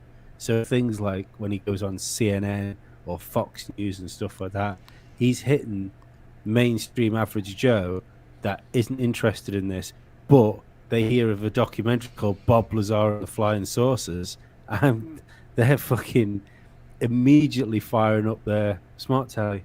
Hey, yeah, I don't say it's all bad, because there's that documentary brought a couple of new physicists, you know, the ones that weren't like looking at this stuff and just like, oh my God, this is complete crap. And they brought a number of people like interested in looking into the stuff. So I get more traffic, and, you know, don't get me wrong, I like it too, because it brings more people to my channel, because people start looking for this stuff, and they're like, oh, well, is there classified programs related to physics or advanced propulsion, and you know, who's working on this, you know, who's out there that. And then they find my channel, which is good, because I connect them with a lot of those people and information, because I've been researching this stuff for 17 years, man, and you know, I got inside scoops on all kinds of stuff that come across my desk. So I like Jeremy, have you ever ordered anything from United Nuclear? I have not personally ever ordered anything from United Nuclear, Surprised. but I know people who have. I know people who have bought some stuff on there before, because certain things, you know, Bob Lazar is just able to get, you know, cheaper and better than other suppliers out there. Oh, so you'd recommend it then? You know, hey, I'm not gonna. If there's it's probably cheaper than McMaster-Carr or some of these other suppliers out there for a lot of stuff. So I don't know. They apparently have pretty good reviews, you know, and he's got a pretty good staff over there. You know, the people that work for him are pretty, you know, they're pretty good usually. So I mean, I don't see any reason I'm going to say like, hey, boycott Bob's business because he lied about his education credentials, or you know, or some of these other things that we've caught him know he's lying about. I don't know that he's lying about the S4 thing and this whole, you know, work at a secret base. It just seems kind of far-fetched, and there hasn't been a lot of corroborating data with. There's been a lot of copycats, the guys who said, you know, things that Bob Lazar said and copied his story to get credibility and get a foothold within the movement and within ufology. But I haven't seen like anything legit that's come out of it that made me say, oh wow, this guy was definitely telling the truth. And believe me, I started my research here. I grew up with Bob Lazar in the 90s on Unsolved Mysteries, you know. So I've dug into this stuff. This what got me into all this research of, you know, where are there labs really working on this stuff? Like, where are they? And, you know, where are the scientists? And are there anyone really working on anything kind of like this or anything? Did you say you were inspired and like absolutely a bit of a fanboy of Lazar? I saw Lazar back in the 90s on Unsolved Mysteries. Yeah, I used to watch that. I was fascinated by this whole idea and this whole prospect. That's what got me into studying, you know, Los Alamos and the Manhattan Project. And I read Richard Feynman's book in high school and I was just hooked. I was like, oh my God, they hired 100,000 people and kept a classified program to develop the atomic bomb during the 1940s. Like, this is amazing, you know, like, and they had all these scientists and physicists working on a top secret project. And they literally, like, you look up the history of the Manhattan Project, they banned certain words. You were like atomic, nuclear. Those words were banned by every news reporter, every, you know, New York Times, every newspaper and every television station was banned from using the words atomic or nuclear from the years 1941 to 1945 when we won the war with the bomb. That's amazing. That should like show people that, you know, the level of censorship that this stuff goes through, that you'll find people talking about element 115. You'll find that stuff out there. That I went to the UFO conference and I asked people, you know, how do UFOs work? And the number one answer was element 115. So everyone knows about that. How did they work? I wish I knew, but I have a lot of speculation and a lot of smart people working on it. I think it works through actual, you know, a fabric of space-time distortion, that everything's held together in this in limbo by this sort of electromagnetic field or interaction. A lot of it might be the cosmic microwave background radiation, because there's this something called the CMB, where we point our telescopes in the sky, and no matter where we look, there's this background radiation that's sort of emanating everywhere in the universe in the microwave spectrum. And if there's all these little waves and vibrations, and we're just sitting in a sea of waves, then there's this whole idea that all these wave interactions, when you have, they did this one experiment years ago, and they took a big tub of water and they put two boats in it, and then they just made waves in the pool of water, and they found that the two boats, the waves were damped between the two boats more than other places, and that the boats would eventually stick together in this wave pool, and that no matter where they put the boats separately, they would eventually like come together and stick together. And they're like, wow, this is like very similar to how gravity works, you know, because nobody knows what gravity is. Not even our top scientists, not even the best physicists out there has a definitive explanation for what gravity is. I mean, we have the closest we have is Einstein's general theory of relativity, which tells us, one half of it says how this is how space-time warps, and this is how energy is affected, and this is and vice versa. So we have energy, and it warps space-time accordingly, like this, and that's all we have. But it's a field description. It's not a quantum. There's no theory of quantum gravity that actually explains quantum mechanically how gravity works. And I thought that wave analogy is the best one that I've seen so far for how gravity could work, that we're kind of sitting in this sea or this bath of radiation. And some physicists call that bath UNRUH radiation. Or UNRUH, UNRUH. It's spelled. You can look it up, and it's this idea that there's this. It's not an ether, but it's kind of like an ether. It's kind of like this bath that we're all sitting in that holds everything together in stasis.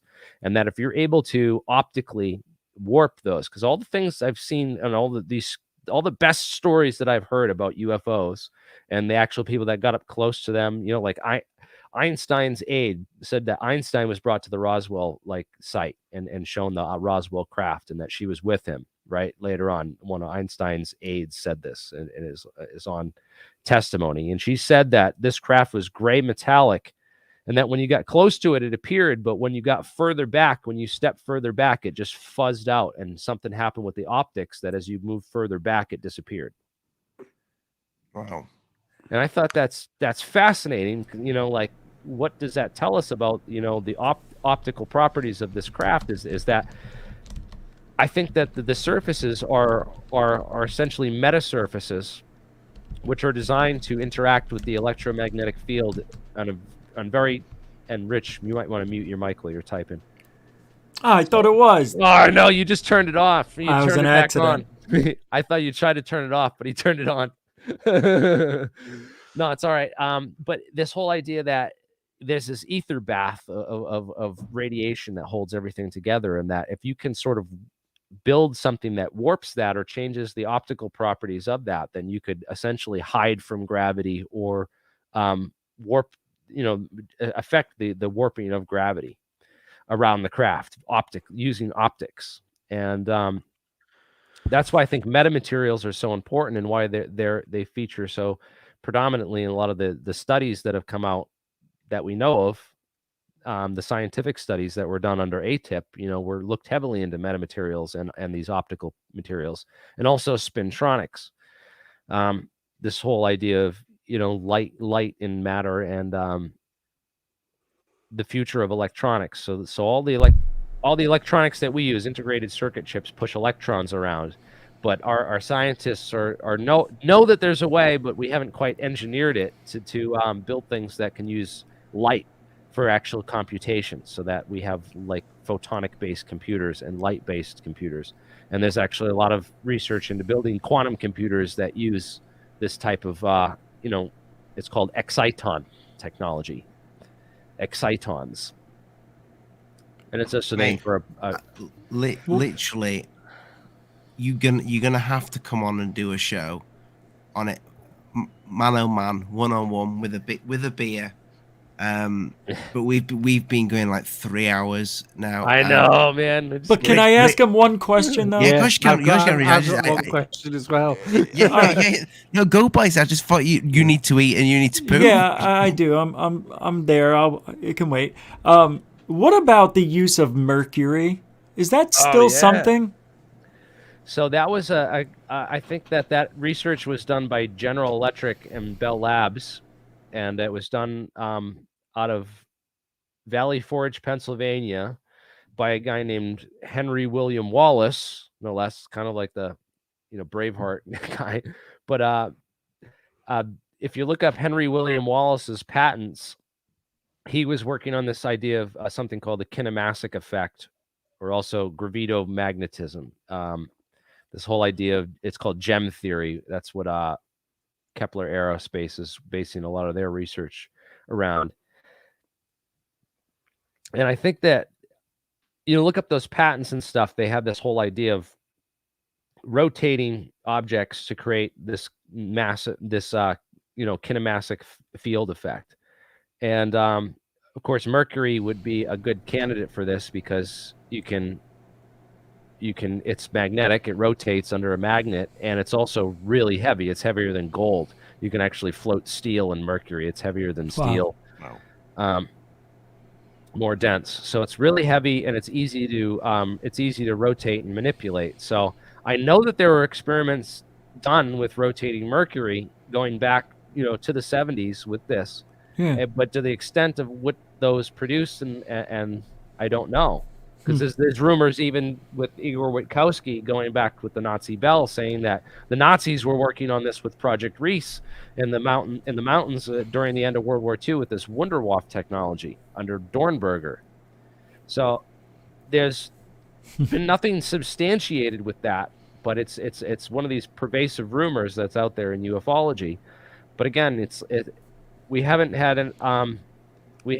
the equipment and the safety protocols to really do that experiment on a large scale. Oh wow. Okay. But it's definitely something that we're interested in. Yeah, the Die Glock. Yeah. Sure. The bell, the Nazi bell. So it's certainly. Go ahead.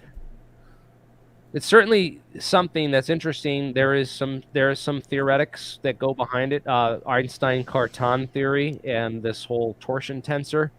So there is some idea that this rotating Mercury will affect this torsion tensor. Mm-hmm. But I don't know. Jack Sarfati says that's been debunked, and but it doesn't mean that it wasn't tried and it wasn't thought of and it wasn't done in secret on these programs. Did the Die Glock, did that disappear?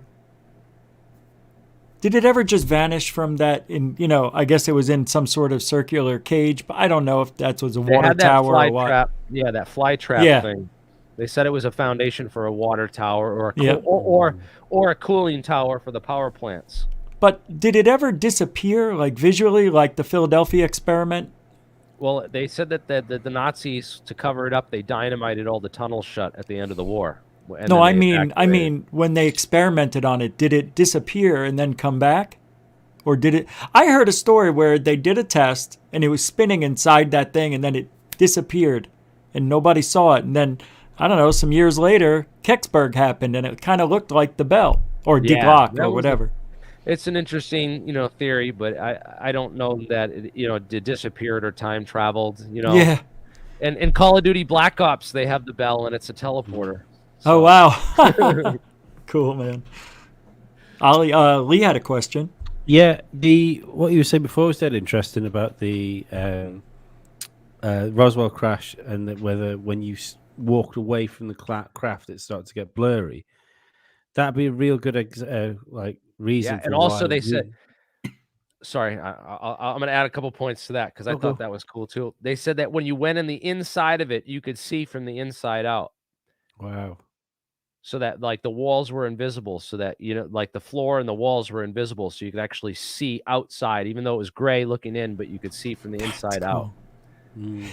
I had a dream, and I know this sounds crazy, but I told a dream very many times where I touched this craft, disc shaped, and my hand, I didn't know because I was rubbing against it, and it went inside this opening, and when I looked in, I could see outlines of just lines, like thin lines, but I could see the landscape through this object. Exactly what you said. Wow, was I abducted? That is unreal. It was also in a movie I watched recently called The Bamboo Saucer. Oh, never heard of it. No. I never heard of this down. before, right? So The Bamboo Saucer was a 1968 film. You guys can look this up, and you can actually watch the full movie on YouTube for free. Cool. We watched it the other night. Go watch that movie because the Bamboo Saucer, they go it's the same thing. They find this saucer and then they're getting to it, and they run into this Russian team who's there for the same thing, and the Russians end up they're lying and say that they're allied with the Chinese, and they're like, no, they find out that they're not, and then they start working together with the Russians, and they find the portal opens up, they go inside the craft, and from the inside out they can see from the inside out, but they can't see from the the outside in. That's so cool. There's all these little themes in this old movie. I was so fascinated, and for back then, it's Hollywood, but it has all this themes in it, and it talks about it, and then the year I was born. Yeah. Go check that one out. So. But that I will. From the outside, that thing from the outside though is a really good fucking reason why there's no good pictures of UFOs, and possibly never will be, no matter how good technology gets to taking photographs of them. Exactly. That's what I wanted to like. I was trying to get Avi Loeb to come on and like have a discussion with him about some of this stuff, and because I'm like, well, you're trying to build telescopes that are trying to look at this stuff, but have you thought of this or this or this, and there could be metamaterials that are terahertz frequency active, which is that's what the spectrum of that we see with our eyes is actually terahertz, a certain frequency of terahertz radiation in the visible spectrum. So it's a very small spectrum that we can see in. So are we looking in all the other spectrums too to see if there's other stuff there? And then I think they are.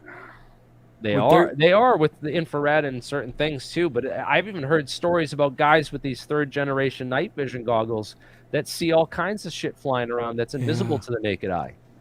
Yeah. Jeremy, what do you think to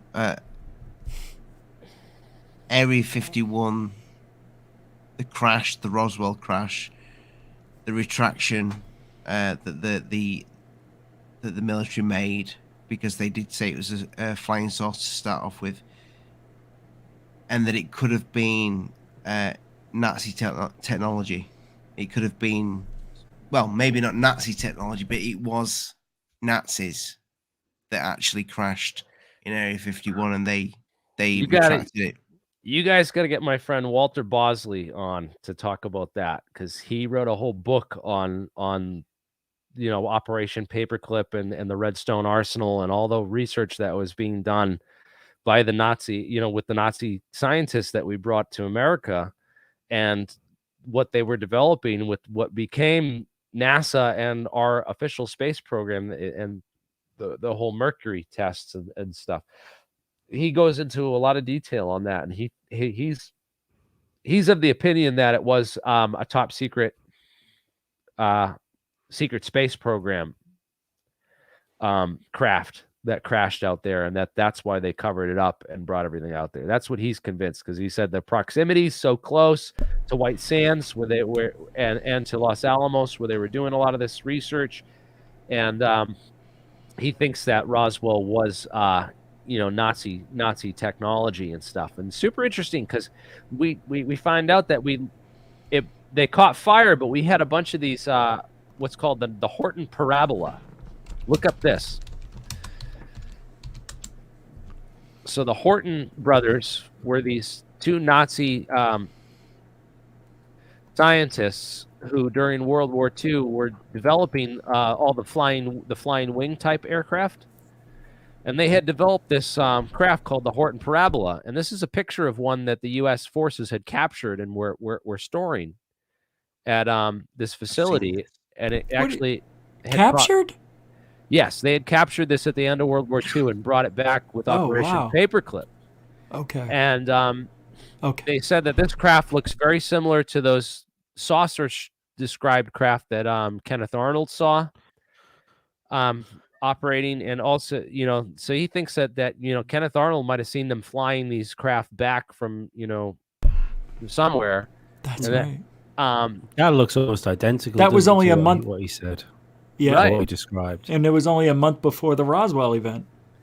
Yes. Right? So they have this whole idea that, that they had captured Nazi technology and they were testing it and flying it around, and that's what crashed out in Roswell, and that's why there was a cover up, and that's why they used a classified weather balloon Project Mogul, to cover up for the real program. That would it's consistent, and it makes sense. It makes just as much sense as that it's aliens. Although there's to me, anyways, it's their technology, is what you're saying. If that thing were lying flat on the ground, and the back of it was buried in this, it would look like you'd think the rest of it was a disc underneath. Yeah. Backwards, yeah. That's right. We see that in Antarctica sometimes. You think and especially if it was covered on the backside with dirt, you think it was buried. Yep. Interesting. But yeah, it's super interesting. They had a whole bunch of the flying wing aircraft, and then in the years you look through the intelligence documents, like the Twining memo, it mentions the Horton brothers in the Twining memo.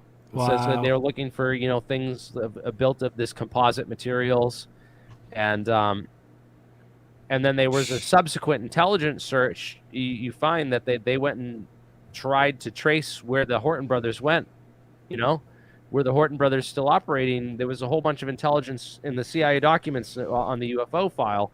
There's tons of documents going back in the late 1940s trying to chase the Horton brothers through Germany, Nazi Germany, to find out, you know, did they escape? Are they still building, you know?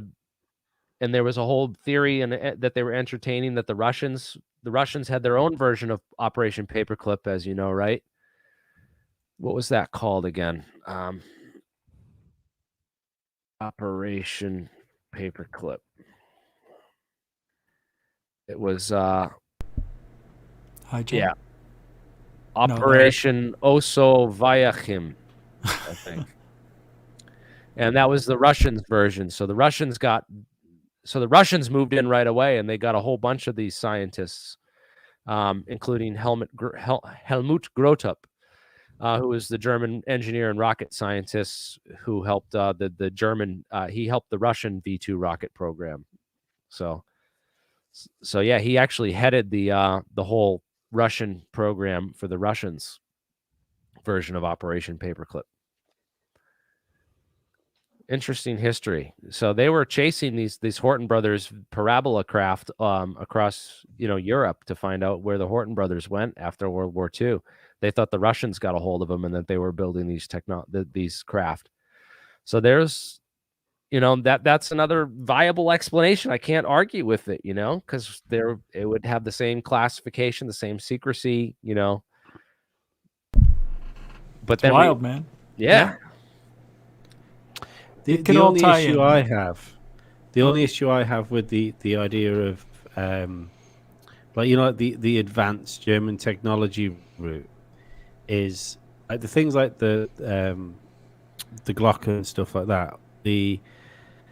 That technology is so crazy that you think if they almost had that, they would have had better than they already had.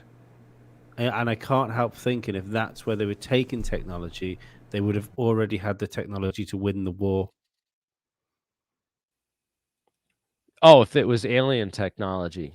Yeah. Well, they probably couldn't fly it yet. No. Yeah. Who knows? No, but what I mean, if they were already working on prototypes that they couldn't do, I don't see how you get from wooden framed Messerschmitts to that without being able to do something in the middle that was better than what they had.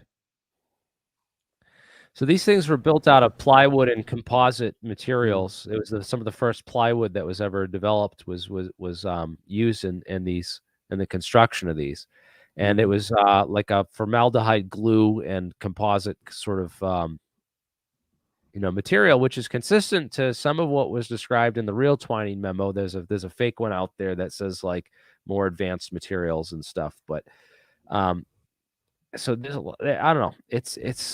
It's tough because here we are, the Roswell Daily Record with the report that the RAF captured a flying saucer on a ranch in the region of Roswell, New Mexico. Now, maybe they did. Maybe it was this. That's a wedge, but yeah. Doesn't look like a saucer is what I was going to say. Yeah, but if it was, again, he said if it was laying down in the dirt and this was the only part that was exposed. If it had glided down and like hit, and then the back end had just gone down and got covered. And it wouldn't be the first time for a newspaper to spice up a front page. Yeah, you know, if flying saucer was a buzzword, but it wasn't that. It wasn't that. It was the thing that gets me right. Yeah, is if it was this Horton parabola, right? Why would the U.S. Air Force in 1993 double down on the Project Mogul weather balloon story? Right. Why wouldn't they just come out and be like, look, it was this Horton parabola? That would have been more believable, honestly. It's admitting lying, though, isn't it? It's admitting lying. That's the problem. Yeah. Yeah, that makes That's sense. always the problem. Yeah. Boys, we have been going 3.5 hours now, and... So? We I can think keep we going can. if you want. I We think can that's a keep good going note, if you man. want. I gotta get going. I know you have. Well, I I'm know you have. starving. Rich has I got to know go you play some golf. I don't want you to die, Rich. I won't die. I don't. But what I do want is to thank you all very much for coming on tonight. I haven't done a proper show in about 2 weeks. Yeah. Lee, you forever entertain me with must-see audio, and you keep me warm with the This Is Cheaper and Therapy, my favorite show by far. That so was people- the latest episode of that was uploaded this afternoon. So if you want to go listen to that, I go will be- look I will on be your listening to that podcast tomorrow. app. links for are must-see below, audio. people. Rich, Yo. your links are below. Are you doing a show tonight? No. I You're put not? out a show today. It was the You Law of did? Attraction. I watched it beforehand. Yeah. You Very were there. interesting. It was Very not bad. interesting. Got good feedback. And I've been listening to The Secret in the car. Oh wow. Yeah, I think you told me to do it. Oh yeah. I've been It's- listening to it. I don't believe in a lot of these self-help things and whatever. I'll but take anything. It's always whatever works for you. For some reason, this works, and I don't know why, but I just tell people, give it a try. You're going to feel stupid, but, if it works, what do you got to lose, man? Yeah. Well, I I'll was tell you exactly something. the same with Mein Kampf. I believe that It's that worked tonight. I used it tonight. it worked for me a lot of times over Christmas. I talk about it in the video, but yeah, it's interesting. It's weird how things line up when there's no chance of you getting what you need, and you do The Secret or Law of Attraction, and it happens, and you're like, I never would have thought that would have happened, and it's just interesting. That's all I can say. Because thoughts create things. That's what people say. That your brain puts out this vibration that is apparently the same as reality, and the universe can't tell the difference. I don't know, but whatever. It makes me happy to try it. Well, But anyway, I'll be on tomorrow live. Huh? It was a good show, mate. I enjoyed it. Yeah, thanks a lot. And, Thank you. People go check it out. It is in the description below. Jeremy, you're not in the description below yet because I didn't know you were coming on, but you will be in the description below. I want to thank you for coming on, but you need to come on again. I would love to have you on a one-on-one with over a beer, because I know you like to have a beverage now and again. You like that you like that scientist man that just gets a little bit too drunk when he's handling his elements and this, that, and the other. But In the spirit of Zephram Cochrane. What? I don't know what Zeph- that no, means. but you do some great work. You're doing All right, some so fantastic Zephram stuff. Cochrane is the guy who discovered warp drive. He's the scientist that discovers warp drive in First Contact in Star Trek. Okay. Yes. And he's a total alcoholic drunk. Yes, He's just like he is. fucking. He's just hammered like throughout the whole thing. So that Is is this closer you? to reality. No, I'm not a. There are people on our team that drink more than I do, a lot more. So no, there's some. So are you feeling a lot better though? With the Yeah. the C19? Yeah, I'm feeling a little bit better. I got a little. I don't know. It's like the 5th day now. It's I'm lingering. feeling much better. I got my sense of smell and taste back. I'm eating You a sound better. habanero. I'm eating a habanero pepper. So, Man There alive. you go. You were There you drinking go. Tabasco. yes, I'm trying to get the senses back. You gotta That's get- crazy. Then your stomach's hurting. You're like, why is my stomach hurt? No wonder you're drinking Tabasco. Yes, that's all right. That was weird. Yeah, that's why my organs hurt. It's kind of counteracting the organ pain with the damage that the bioweapon's doing. No. Yeah. There goes all these No. channel. I'll be all right, man. I Good. think I think the flu is worse. Honestly, I've had the flu Wow. before, and it's been a lot worse than this. So It- I it- just I agree. the fear mongering's real, though. We're all gonna It die. does seem, Jeremy, that We will. it does seem though that YouTube is kind of like forgiving you, because for a long time, and I can remember being subscribed to you before I even had a channel, and you got not deplatformed, but you got demonetized, and you've done a lot of groundwork, and you stuck to your guns. You've not changed in the slightest. Have you been monetized again? You managed to get round that one. I get the super chats now. I get monetized. You know, certain times I don't monetize any of my videos because I don't want to put the ads on. I don't want to make my audience sit through the ads. So I don't like do it that way. Just because I like to show a lot of other content too on my channel, and then they have copyright issues and then all that. So it's just. But you went through some shit, didn't you?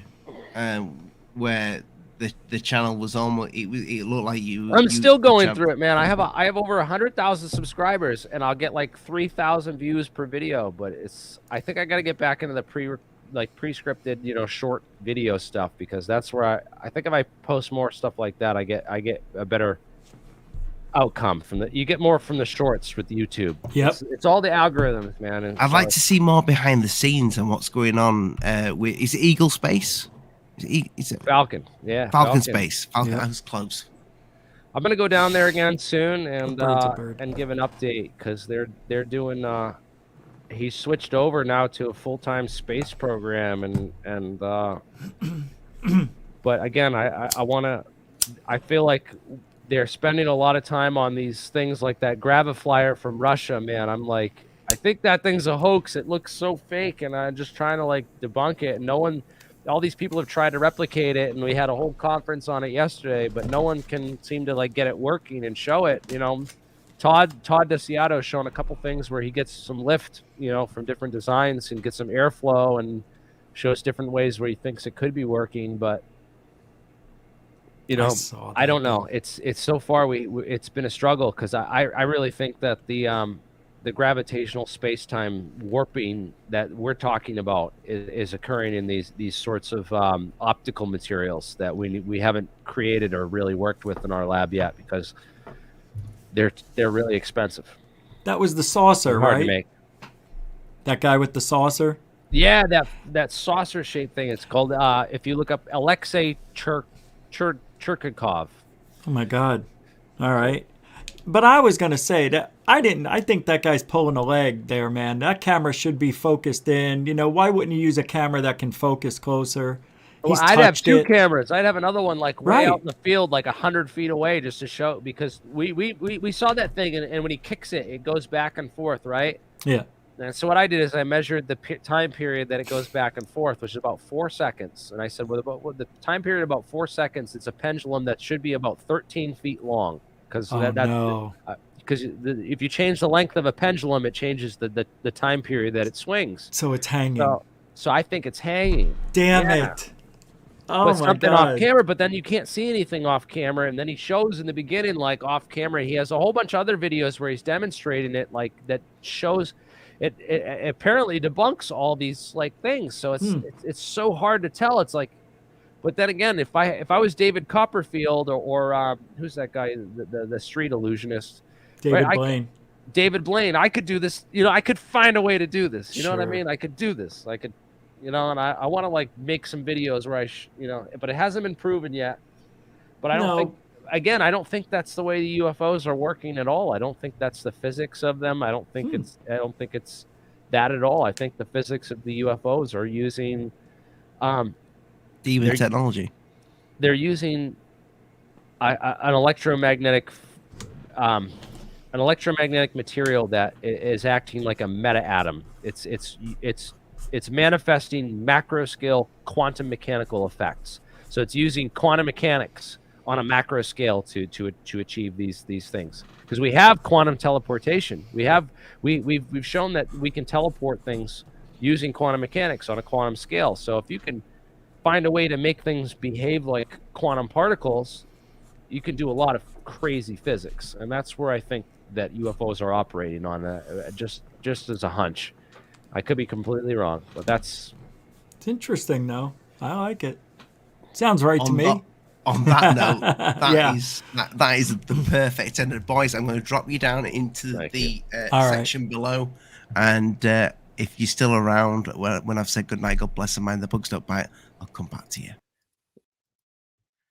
Well, boys and girls, that was nipple twisting. Honestly, there's moisture here in these nips. I enjoyed that very much indeed, and I enjoy you lot You lot are absolutely fantastic. So just keep doing what you're doing. Keep hitting the bell end in the corner and subscribing and sharing it out to all them nonsense social media platforms that you have to be careful with. But anyway, I love you all very much. I've had about 5 beers. I'm good. I'm good. Good night. God bless. Mind the bugs don't bite. I'm Alien Addict. You know what to do.